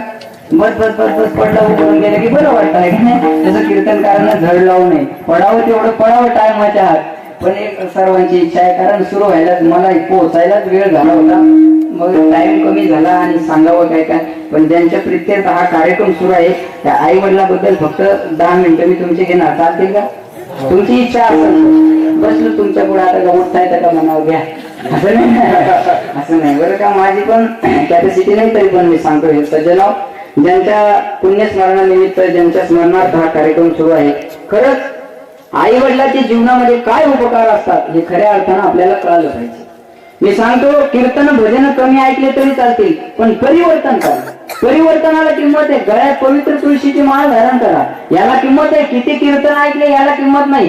जीवनामध्ये बदल किती झाला याला किंमत आहे. किती अभंग पाठ केले याला किंमत नाही. किती अभंगाचा अर्थ कळतो याला किंमत आहे. किती अभंगाचा अर्थ कळतो यालाही किंमत नाही. किती आचरणात आणले याला किंमत आहे. परिवर्तन पाहिजे म्हणून सांगतो तुम्हाला, आपण अनुकरणात आणा, परिवर्तन करा. सजन, ज्या आई वडिलांनी आपल्याला जन्माला घातलं त्या आई वडिलांच्या उपकारातून उत्तराई होण्याचा प्रयत्न करा. देशाबद्दल, धर्माबद्दल स्वाभिमान ठेवा. गो हत्या बंद करा, व्यसनापासून दूर राहा आणि आई वडिलाची सेवा करा. त्या आई वडिलासारखं दैवत या जगाच्या पाठीवर शोधून सापडणार नाही. महाराज, त्या आईला सागराची उपमा द्या, कमी पडते. त्या आईला आपण चंद्राची उपमा द्या, कमी पडते. त्या आईला आपण चंदनाची उपमा द्या, कमी पडते. त्या आईला आपण सूर्याची उपमा द्या, कमी पडते. आई म्हणजे आईच. आई सारखं दैवत या जगाच्या पाठीवर शोधून सापडणार. सांगतो राजा हो, जगाच्या पाठीवर जर सर्वात मोठं प्रेमाचं पात्र कुठलं असेल तर ती म्हणजे आई आहे. ज्याच्या जीवनातली आई गेली ना त्याला आईची किंमत विचारा, आणि ज्याच्या जीवनातले वडील गेले ना त्याला वडिलाची किंमत विचारा. पैशाने सर्व गोष्टी तुम्हाला जीवनामध्ये मिळणार नाही. पैसों से खाना मिलता है लेकिन भूख नहीं मिलती. पैसों से किताब मिलता है लेकिन ज्ञान नहीं मिलता. पैसों से बिस्तर मिलता है लेकिन नींद नहीं मिलती. पैसों से बंगला गाड़ी मिलती है लेकिन माँ बाप नहीं मिलते. आई वडील मिळणार नाही. राजा, आईने आपल्याला 9 महिने 9 दिवस पोटामध्ये वागवलं, हाडाचं काढं रक्ताचं पाणी करून तुला 21 वर्षाचं होईपर्यंत वाढवलं. अरे 4 तांदूळ डोक्यावर पडली तर मुलं आई वडिलांना वेगळं काढून देतात. काय वाटत असेल त्या आई वडिलाच्या अंतकरणाला. अरे मी एवढा तुझा सांभाळ केला, 21 वर्षाचा होईपर्यंत तुला आईची गरज असते, पण 4 तांदूळ डोक्यावर पडली तर मुलं आई वडिलांना वेगळं काढून देतात. काय वाटत असेल त्या आई वडिलांना. शोकांतिका आहे, मी सांगतो. फक्त आपण म्हणतो मातृदेवो भव, पण आपले आई वडील वृद्धाश्रमात आहेत. आणि ज्यांना सुशिक्षित म्हणतात ना, यांना सुशिक्षित म्हणतातच कसं, ही शोकांतिका आहे. जेवढे डॉक्टर, इंजिनियर, कलेक्टर यांचे आई वडील वृद्धाश्रमात आहे ना, तेवढे शेतकऱ्यांना टाकलेले नाही. पण त्यांना लोक अनपढ म्हणतात. सुशिक्षित म्हणावं कुणाला, अनपढ म्हणावं कुणाला, हे सुद्धा. जे आई वडिलाचा सांभाळ करतात त्यांना अनपढ म्हणतात. ज्यांचे आई वडील वृद्धाश्रमात आहेत त्यांना लोक सुशिक्षित म्हणतात. अरे काय चाललंय आपण. अरे महाराज म्हणतात, या तिन्ही जगाचा स्वामी जरी असला आणि त्याला आई नसेल तर तो भिकारी आहे. आणि ज्याच्या जीवनातली आई गेली ना त्याच्या जीवनातला मायेचा सागर आटला म्हणून समजा. मुलीचं माहेर कुठपर्यंत चांगलं आहे, जोपर्यंत तिची आई जिवंत आहे तोपर्यंत तिचं माहेर चांगले. एकदा का तिच्या जीवनातली आई गेली ना तर माहेरचे दरवाजे तिच्यासाठी बंद आहे. तिला गावातलं कोणी विचारणार नाही. म्हणून सांगतात, आई वडिलाचा आधार जर जीवनामधून गेला ना तर कुणाचाच आधार नाही म्हणत. आई वाचुनी पडवे घरी, नाते तुटले पार. आईचा मावळला आधार, त्याच्या जीवनातला आधार गेला. अरे ज्याला आई नाही, ज्याला वडील नाही, त्याला वडिलाची किंमत विचारा. लहानपणी जबाबदारी अंगावर पडतात त्याला वडिलाची किंमत विचारा. लहानपणी ज्याची आई वाढते ना त्याला आईची किंमत विचारा. अरे ती आईचा विचार करा. महाराज स्वामी विवेकानंदाचं वाक्य आहे, आई नसेल आणि तिन्ही जगाचा स्वामी जरी असेल तर तो भिकारी. स्वामी तिन्ही जगाचा, आई विना भिकारी. आई विना भिकारी, तो भिकारी आहे. त्याच्या जीवनामध्ये काहीही किंमत नाही. अरे विचार करा ना, त्या आईचा गरिबीची परिस्थिती असली तर दुसऱ्याच्या शेतामध्ये जाते, राबती दिवसभर कष्ट करते. काट्याचे फास. ज्ञानेश्वर महाराज सुद्धा सांगतात, सकळ तीर्थाची धुरेची का माता पितरे या सेवेची केली शेलेली लोण कीजे. अरे जीवनामध्ये सर्वांना विसरा, मात्र आई वडिलांना विसरू नका. हर बात को तुम भूलो भले, माँ बाप को मत भूलना. उपकार इनके अगणित है, इस बात को मत भूलना. हर बात को तुम भूलो भले, माँ बाप को मत भूलना. जीवनामध्ये राजा सर्वांना विसरा, मात्र आई वडिलांना विसरू नका. पण शोकांतिका आहे महाराज, आपल्या माणसं कुत्र्याला सांभाळायला जेवढा खर्च करतात तेवढा आई वडिलांना सांभाळायला करीत नाही. आपल्याला जेवढी सचिनच्या शतकाची काळजी आहे तेवढी आपल्या आई बापाची काळजी नाही. जेवढी गोलंदाजाच्या बळीची काळजी आहे तेवढी आपल्या आई बापाची काळजी नाही. शोकांतिका आहे महाराज आपली. अरे आई वडील जर जीवनातून निघून गेले ना तर परत मिळणार नाही. त्या आईनं आपल्याला जन्माला घातला, केवढा उपकार केला आपल्यावर, त्याला आवाजाने विकू द्या. आपल्याला केवढा उपकार केलाय महाराज. आपल्याला जन्माला घातला, सामान्य उपकार नाही. अरे आपल्या पायाला ठेस लागली तर तिच्या डोळ्याला पाणी येतं, हे आईचं अंतकरण असतं. पण महाराज 15 दिवसापूर्वीची घटना आहे, रिसोड वाशिम जिल्हा. एका मुलाने आईचा खून केला. आईचा खून करणारे मुळे तुम्हाला जास्त सापडतील. हे मी खोटं सांगत नाही, नारदाच्या गादीवर आहे. पण आई वडिलाच्या निमित्ताने एवढा मोठा कार्यक्रम करणं खरं तुम्हाला खऱ्या अर्थानं आई वडिलाची किंमत कळाली.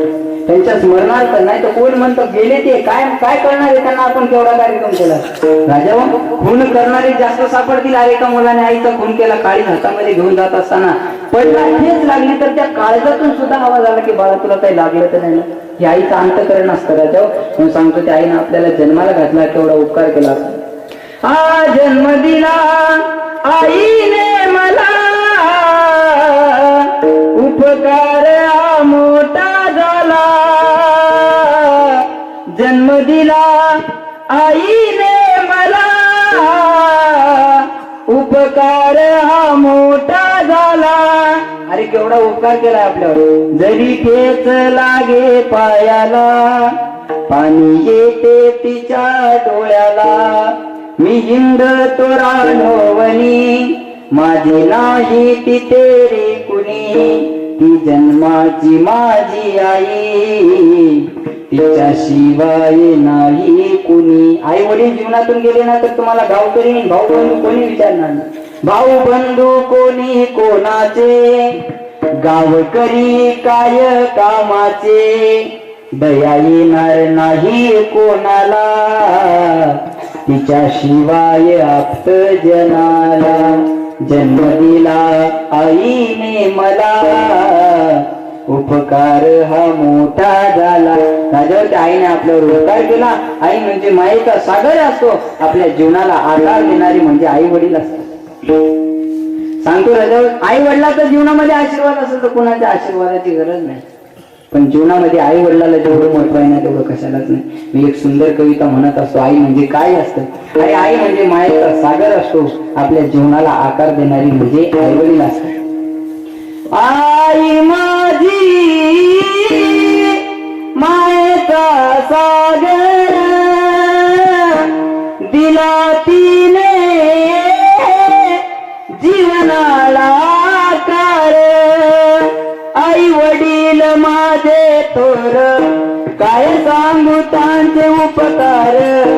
जीवनाच्या वाटेवरती किती असत त्यांचा आधार. आई माझी मायेचा सागर, दिला तिने जीवनाला. ती आई काय करते. अरे आई ती तडक ऊन असतं, रखरख रान असतं, त्या रानामध्ये जाते. राम राम राम काढायचे फास आपल्यासाठी तुरवते. अरे तिला कधी खायला मिळतं, कधी उपाशी पोटाने झोपावं लागतं. पण ती आई कुणावर रागवत नाही. विचार करा त्या आईचा. तडप त्या उन्हात आणि रखरख त्या रानात, राहिली समाजासाठी तू ग कष्टाच्या घामात. कधी मिळेल मुठभर घास, कधी घडे तिला उपवास. ओल्या मातीतून चालताना तुडविले काट्याचे फास. आई माझी मायेचा सागर,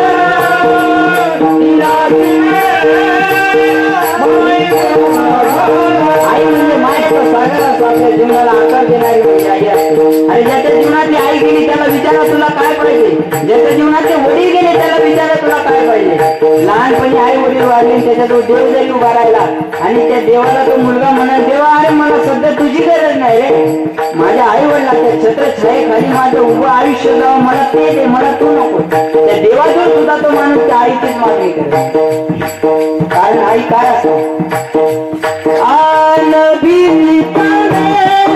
तू चंद्राची शीतल तुझी छाया मला हवी जीवनभर.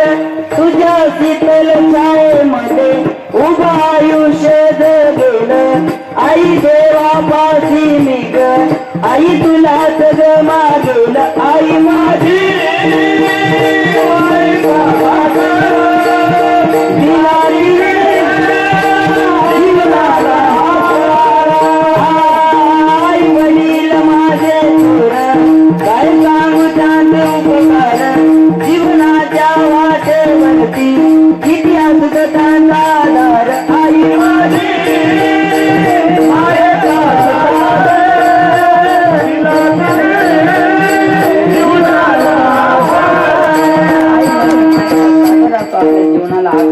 म्हणजे आई वडील असतात.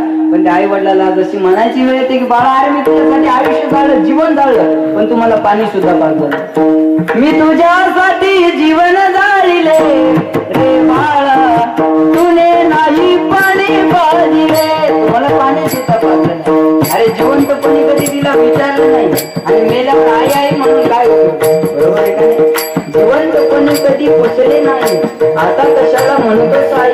अरे आणली नाही कधी खाण्या मिठाई, डॉक्टर बोली नाही कसली दवाई, मी तुला पाहून प्राण सोडिले रे बाळा, तुने नाही पाणी पाहिजे. आई म्हणजे अरे माझ्या खुशीतून जन्म घेतला, माझं काळ बनला, माझ्या खुशीतला असूनही तू बाळ, माझ्या जीवाचा बनला तू काळ.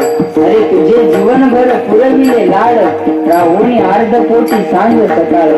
आम्ही तुला पाहून डोळे लाविले रे बाळा, तुने नाही पाणी पाजले. मी तुझ्यासाठी जीवन जाळले बाळा, तुने नाही पाणी पाजले. तुम्हाला पाणी सुद्धा पाजलं नाही, काय उपयोग आहे महाराज? सांगतो जीवनामध्ये आई वडिलांचा आशीर्वाद असेल तर देव सुद्धा काही करू शकत नाही. पंढरपूरचा पांडुरंग परमात्मा आपल्याला 28 युग झाले पाहायला मिळतो, ते केवळ आई वडिलांच्या सेवेचं फळ. सपने टूट जाते जिंदगी में अक्सर ऐसे मोड़ आते, सपने टूट जाते जिंदगी में अक्सर ऐसे मोड़ आते, लेकिन आशीर्वाद हो माँ बाप का तो रास्ते के कांटे भी फूल बन जाते. आई वडिलांचा आशीर्वाद असेल ना, लाखोनी जरी संकट असले ना तर त्याला पेलवून जाऊ शकतो, तेवढी ताकद आपल्यामध्ये. इस प्यार में बेवफाई का झरोका नहीं होता, अरे रिश्ता इतना अनोखा नहीं होता, पना कर दो जिंदगी माँ बाप के कदमों पर, क्योंकि यही वो सच्चा प्यार है जिसमें धोखा नहीं होता. आई वडिलाच्या प्रेमासारखं जगामध्ये कुणाचंच प्रेम नाही महाराज. मी जो 23 वर्षाचा इथं दिसतोय ना, ते केवळ माझ्या आई वडिलाची, माझ्या गुरुची कृपा आहे. माझ्या आई वडिलांना जर चांगले संस्कार माझ्यावर टाकले नसते तर मी कीर्तनकार झालो नसतो. म्हणून आपल्या मुलासाठी इस्टेट कमी कमवा, त्याला सुसंस्कृत कसं बनेल हे पहा. तुम्ही कमावलेली इस्टेट एका दिवसात तो घालू शकेल, पण जर सुसंस्कृत असला, त्याला वारकरी संप्रदायाचा जर वसा असला, तर तुम्हाला आईला आई आणि बापाला बाप म्हणून तो जीवनभर सांभाळ करेल. पण शोकांतिका आहे आपल्या या महाराष्ट्रात. आज आपला मुलगा आपल्याला वाटतं डॉक्टर व्हावा, इंजिनियर व्हावा, अरे पोट भरायची कला त्याला आपण सांगतो, पण आयुष्य सुधारण्याची कला आपण त्याला सांगत नाही. सांगतो त्याला वारकरी संप्रदायाचा बसा असावा. कुणाला सुद्धा वाटतं आपलं पोरग शिक्षित असावं, पण कुणाला वाटतं आपलं पोरग सुसंस्कृत असावं. हे कदाचितच मायबाप असतात आणि ते भाग्यवान माझ्यासारख्याला, माऊली सारख्यांना आम्हालाच मिळत असतात, ते सर्वांना मिळत नसतात. अरे कुत्र्याला सुद्धा आई वडील आहे, मग आपल्या आई वडिलात आणि त्यांच्या आई वडिलात फरक काय?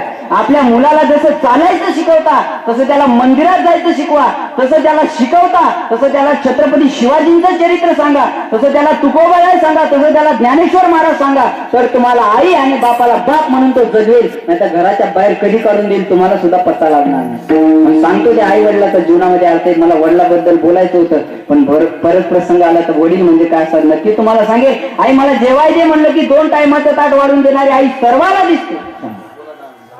आई मला जेवायला दे म्हटलं की 2 टायमाचं ताट वाढून देणारी आई सर्वाला दिसते. आणि आयुष्याच्या जेवणाची शिदोरी तयार करून ठेवणारा बाप आपण सहजपणे विसरून जातो. जीवनामध्ये 2च गोष्टीला घाबरा, एक म्हणजे पाप आणि दुसरं म्हणजे बाप. जो पापाला घाबरला त्याचा परमार्थ चांगला, आणि जो बापाला घाबरला त्याचा प्रपंच चांगला. आपला बाप कसा जरी असला, आपल्या दरुजात जरी बसलेला असला, तर कुण्या पाप्याची नजर आपल्या घराकडे जाणार नाही. अरे बिन बापाच्या पोरानं किती जरी काम केलं तर लोक नाव ठेवल्याशिवाय राहणार नाही.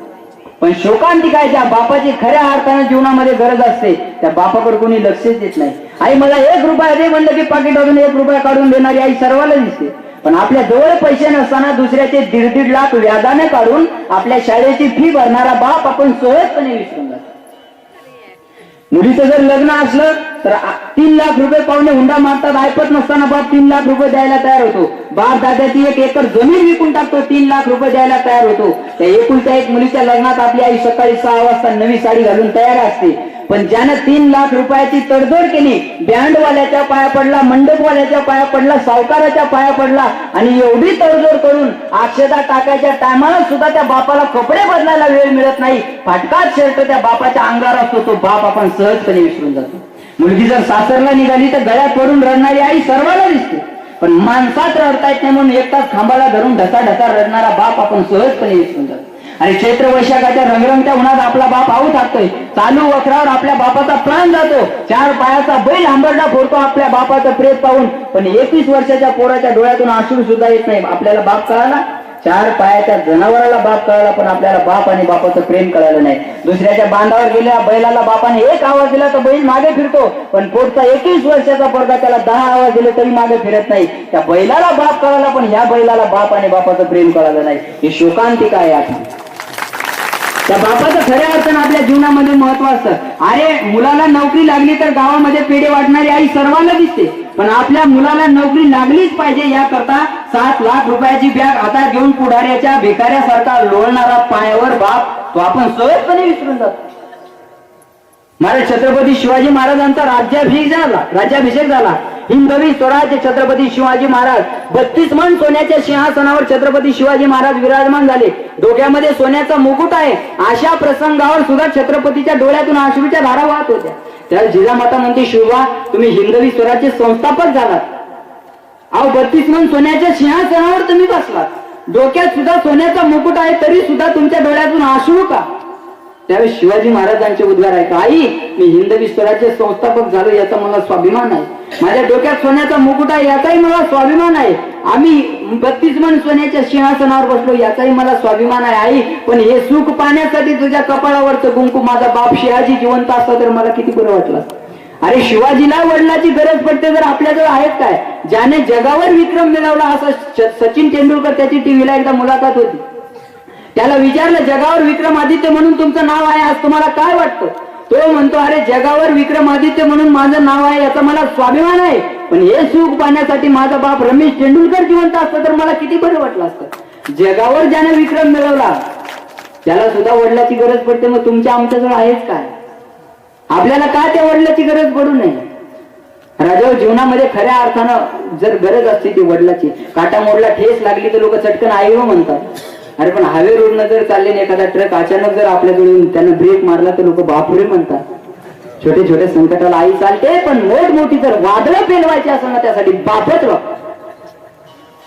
मोठी वादळं पेलवायची असेल ना तर फक्त जीवनामध्ये बापाची गरज असते. म्हणून सांगतो राजा, खऱ्या अर्थानं किंमत आहे त्या जीवनामध्ये आई वडिलाची, खऱ्या अर्थाने किंमत आहे जीवनामध्ये बापाची. आमच्या निजामपूरची घटना आहे. बाप दुसऱ्याच्या कामानं होता, बाप दुसऱ्याच्या सालाने होता आणि मुलाला वेळेत शाळेत पैसे पाठवत होता. औरंगाबादला मुलगा शिकायला होता, बापाच्या कष्टाचं चीज झालं, मुलगा औरंगाबाद मध्ये साहेब झाला. बापाला आनंद वाटला, अरे मी एवढे साल दुसऱ्याचे धरले, महिनदारकी केली, पण आज माझ्या कष्टाचं फळ झालं. म्हणून फाटका धोतर आहे, फाटकं शर्ट आहे, फेटा बांधलेला आहे. बाप आनंदाने पोराला भेटायला गेला की आज माझ्या कष्टाचं फळ झालं. बाप ऑफिस मध्ये मुलाच्या गेला, ऑफिसवर साहेबाच्या टेबलवर फाईल होत्या, जवळ मित्र बसलेले होते, कोण्या फाईलवर येस कोण्या फाईलवर नो, साहेबांचं चाललेलं होतं. बाप कोपऱ्यात उभा आहे. बापाच्या डोळ्यातून अश्रूच्या धारा व्हायला लागल्या की कधी मुलगा माझ्याकडे बघतो आणि मला बाबा म्हणून गळ्याला आलिंगन देतो. बाप त्या गोष्टीची अपेक्षा करत होता. जवळ बसलेल्या साहेबाच्या मित्राने विचारलं, अहो साहेब ते कोपऱ्यात जे फाटकं धोतर आहे, फाटकं शर्ट आहे, ते फेट्यावाले बाबा ते कोण आहे? बाप आहे म्हणून सांगायची लाज वाटली केवळ कपड्यामुळे, म्हणून म्हणतो आमच्या कामावरचा गडी आहे. का वाटत असेल त्या बापाला, अरे मी जीवनभर दुसऱ्याचं साल धरलं आणि तुला साहेब बनवलं, त्याचं हे तू चीज केलं. सांगतो राजा, जीवनामध्ये खऱ्या अर्थानं गरज असते आई वडिलाची. तुकाराम महाराज भजन करायचे तर गाय आणि वाघ एका ठिकाणी यायचं. तुकाराम महाराज भजन करायचे तर साप आणि मुंगूस एका ठिकाणी यायचं. तुकाराम महाराज भजन करायचे तर उंदीर आणि मांजर एका ठिकाणी यायचं. माझ्या कीर्तनात एवढी ताकद नाही की गाय आणि वाघ एका ठिकाणी येईल, उंदीर आणि मांजर एका ठिकाणी येईल, साप आणि मुंगूस एका ठिकाणी येईल. नाही आलं तरी चालेल. माझ्या आजच्या कीर्तनात आजचा मुलगा आणि आई वडील जरी एकत्र आले तरी आपलं कीर्तन सक्सेस झालं. झालेली सेवा भगवंताची तुम्ही अर्पण करतो. तुमची 15 मिनिटं मी जास्त घेतली, त्याबद्दल सर्वांची माफी मागतो. ज्यांच्यामुळे योग घडून आला आमचे कोले बाबा त्यांना धन्यवाद. आमचे प्रकाश महाराज, आमचे भट्टू दादा, राजू भाऊ, आमचे कारभारी महाराज आणि ज्यांचं बाबांचं खरंच अधिकारी पुरुष जर बसलेले जरी असले तर तिथं रंगदेवता तयार होते महाराज. म्हणून बाबांचं जेवढं आयुष्य त्यांनी परमार्थामध्ये घालवलं, आमची सुरुवात आहे. आम्ही सध्या आहे, पण शेवटाला नेणं फार कठीण असतं. परमार्थामध्ये किंमत असते ती शेवटच्या पर्यंत.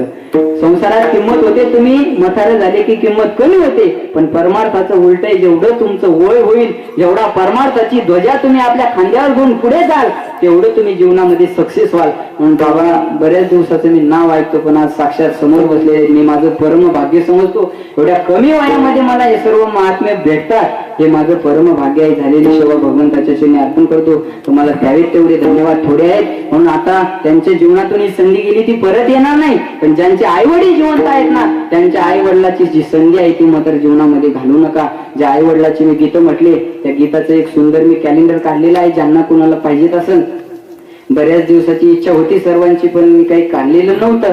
म्हणून जे गीतं मी म्हटले आई वडिलाची, त्या गीताचं सुंदर असं कॅलेंडर आहे. ज्यांना कोणाला पाहिजे, तिथं गाडी लावलेली MH 38 42 41, त्यांना तिथे मिळेल.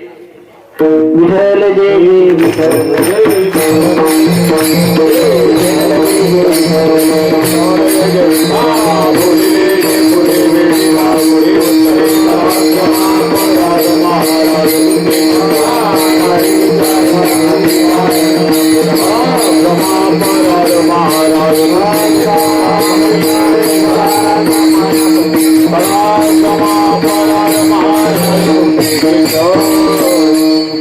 हॅलो,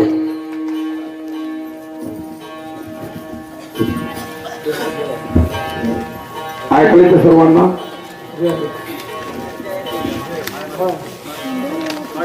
सांगा.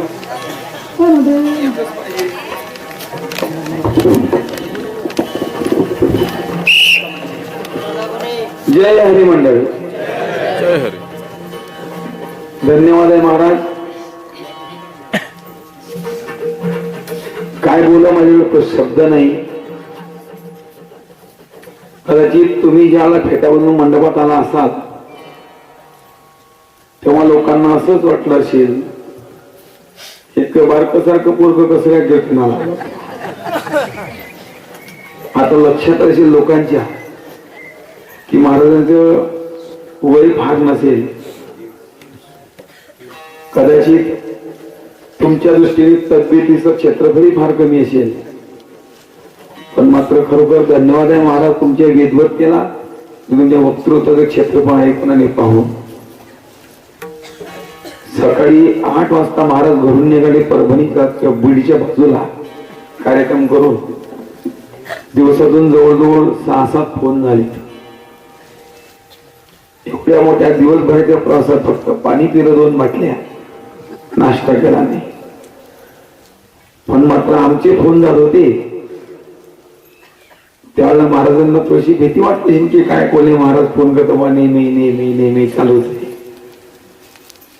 कदाचित तकलीफ वाटली असेल त्याबद्दल दिलगिरी व्यक्त करतो. पण खरोखरच वयाने लहान तेवढं धन्यवाद देणं काही विशेष नाही, पण तोंड भरून अभिनंदन मात्र करावं लागेल की आज या ठिकाणी कदाचित आलेल्या मंडळींना माहिती असेल. आता सांगायला काही हरकत नाही. तुम्हाला कार्यक्रम आवडला? इमानदारी नक्की.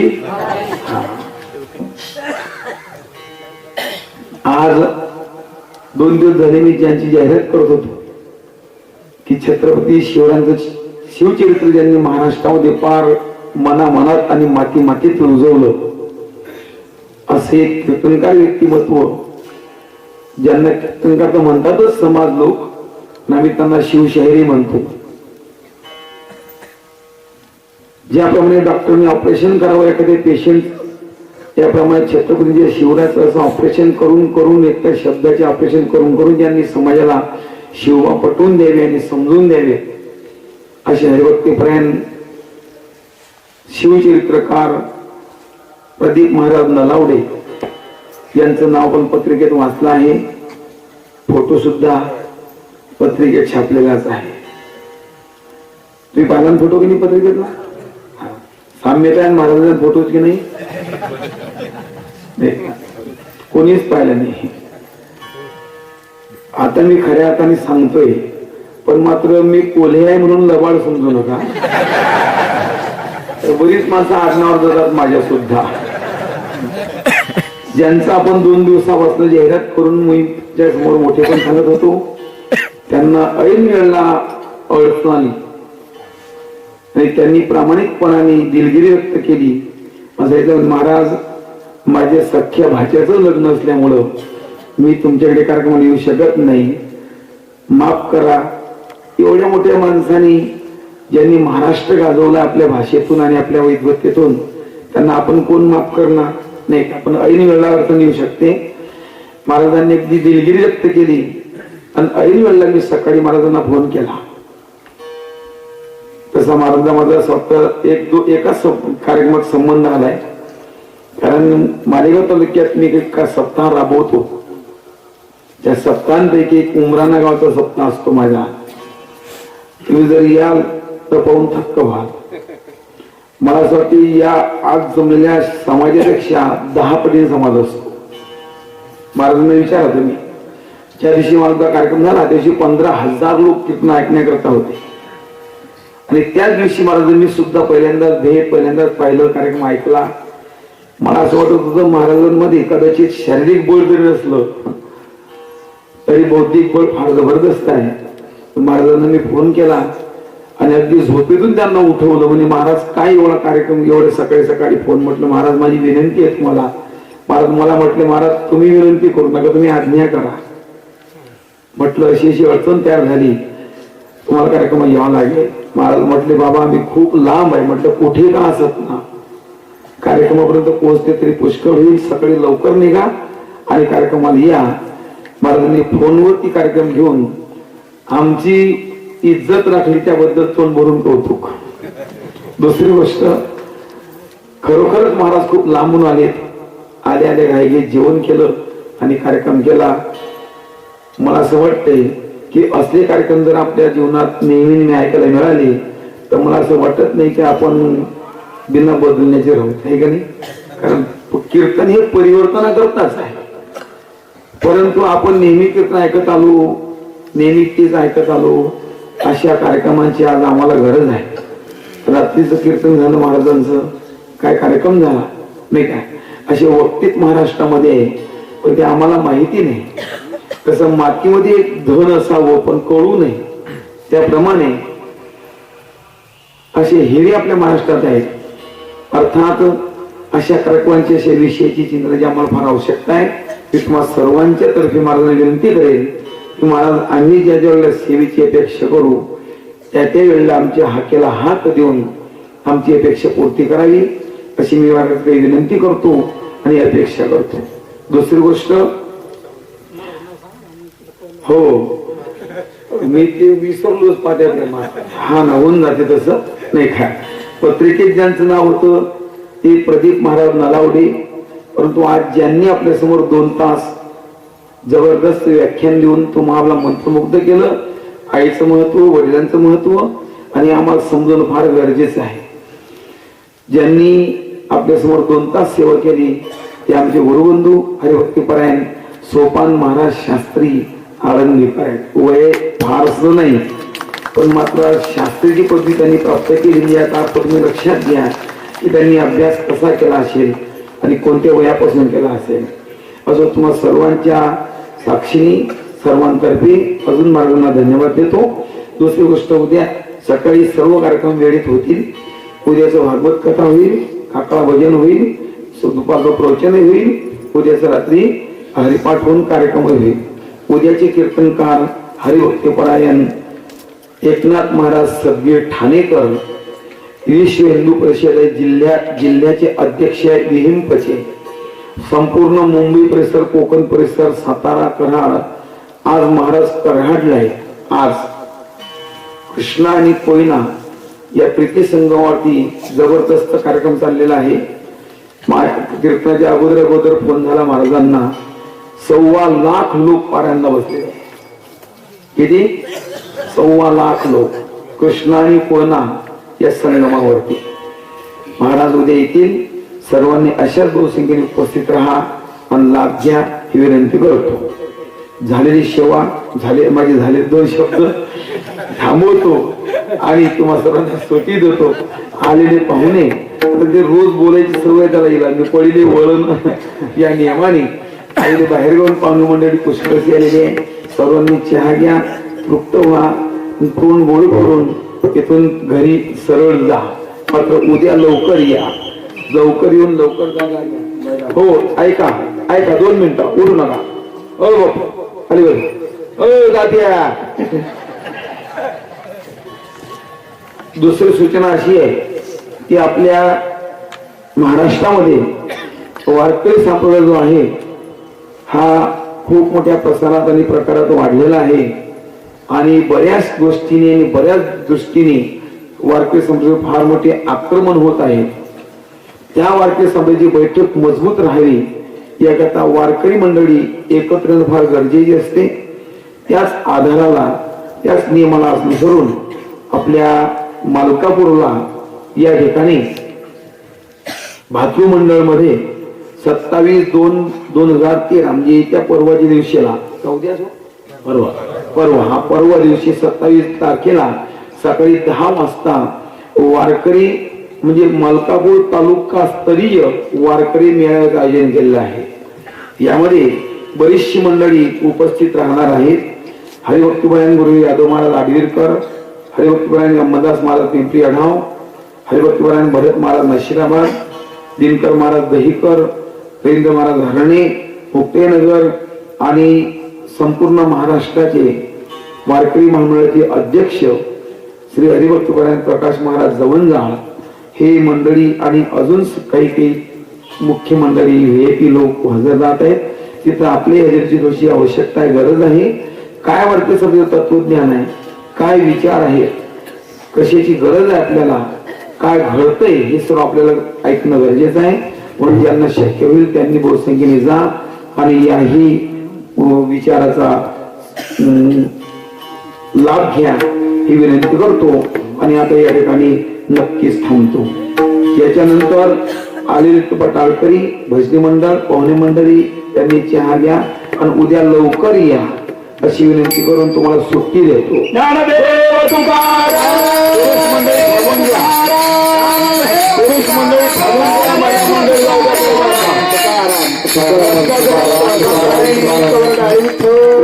महिला मंडळामध्ये पुरुषांनी गर्दी करू नये कृपया. महिला मंडळी लवकर उठायचं